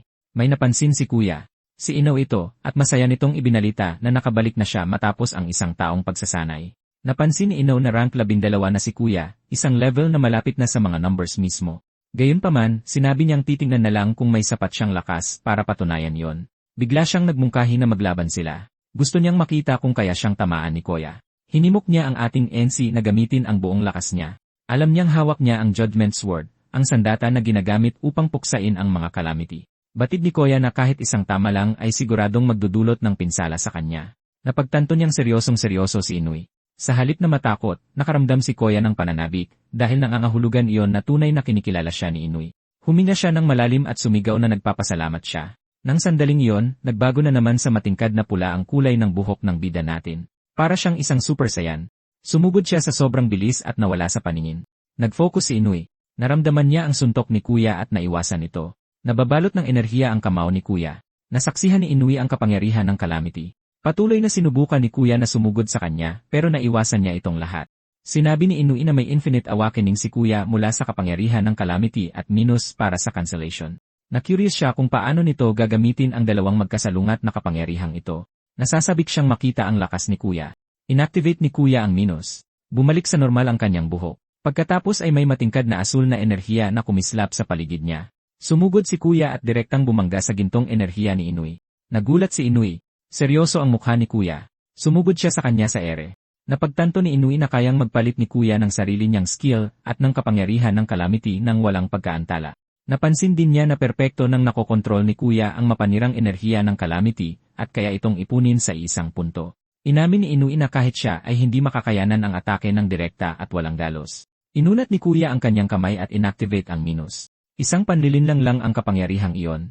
Sasuntukin na sana siya ni Kuya bilang pamalit pero nagulat siya. Nawala ang espada. Saka dumaloy sa itaas niya ang hindi mabilang na mga kumikinang na espada. Ngumisi si Inui at tinanong kung paano niya ito planong harapin. Kumunot ang noo ni Kuya. Naipon ang enerhiya sa paligid ng kanyang mga binti. Gamit ang malakas na puwersa, tumalon siya sa ere at iniwasan ang mga atake habang sabay na sumusugod pabalik. Biglang may tumarak na espada sa katawan niya. Lumitaw si Inui sa likuran niya at sinabing bukas na bukas ang kanyang likod. Humingi ng tawad si Kuya dahil sinadya niya itong iwang nakabukas. Tapos ay nagpakawala si Kuya ng malakas na sipadirekta kay Inui. Dahil sa lakas ng impact, napabagsak patalikod si Inui. Naging kumpiyansa si Kuya pero nakita niyang nakatayo pa rin si Inui. Nakataas ang kalasag nito. Tapos ay sinabi niya kay Kuya na hindi umabot ang kalasag sa oras at nagalusan ang kanyang kamay. Pinuri niya siya sa ataking iyon. Nanlaki ang mga mata ni Kuya at natuwa siya dahil nagawa niya ito. Napansin ni Inui na hindi lang na-master ni Kuya ang kanyang sariling skill, kundi naging ganap na pag-aari na rin niya ang kapangyarihan ng Calamity. Pinaliwanag ni Kuya na habang nagte-training sila, huminto na rin sa kalaunan ang Calamity sa pagsubok na kontrolin siya. Naging parang natural na parte ng katawan niya ang kapangyarihan nito. Inamin niyang hindi niya alam kung sumuko na lang ba ito ng kusa.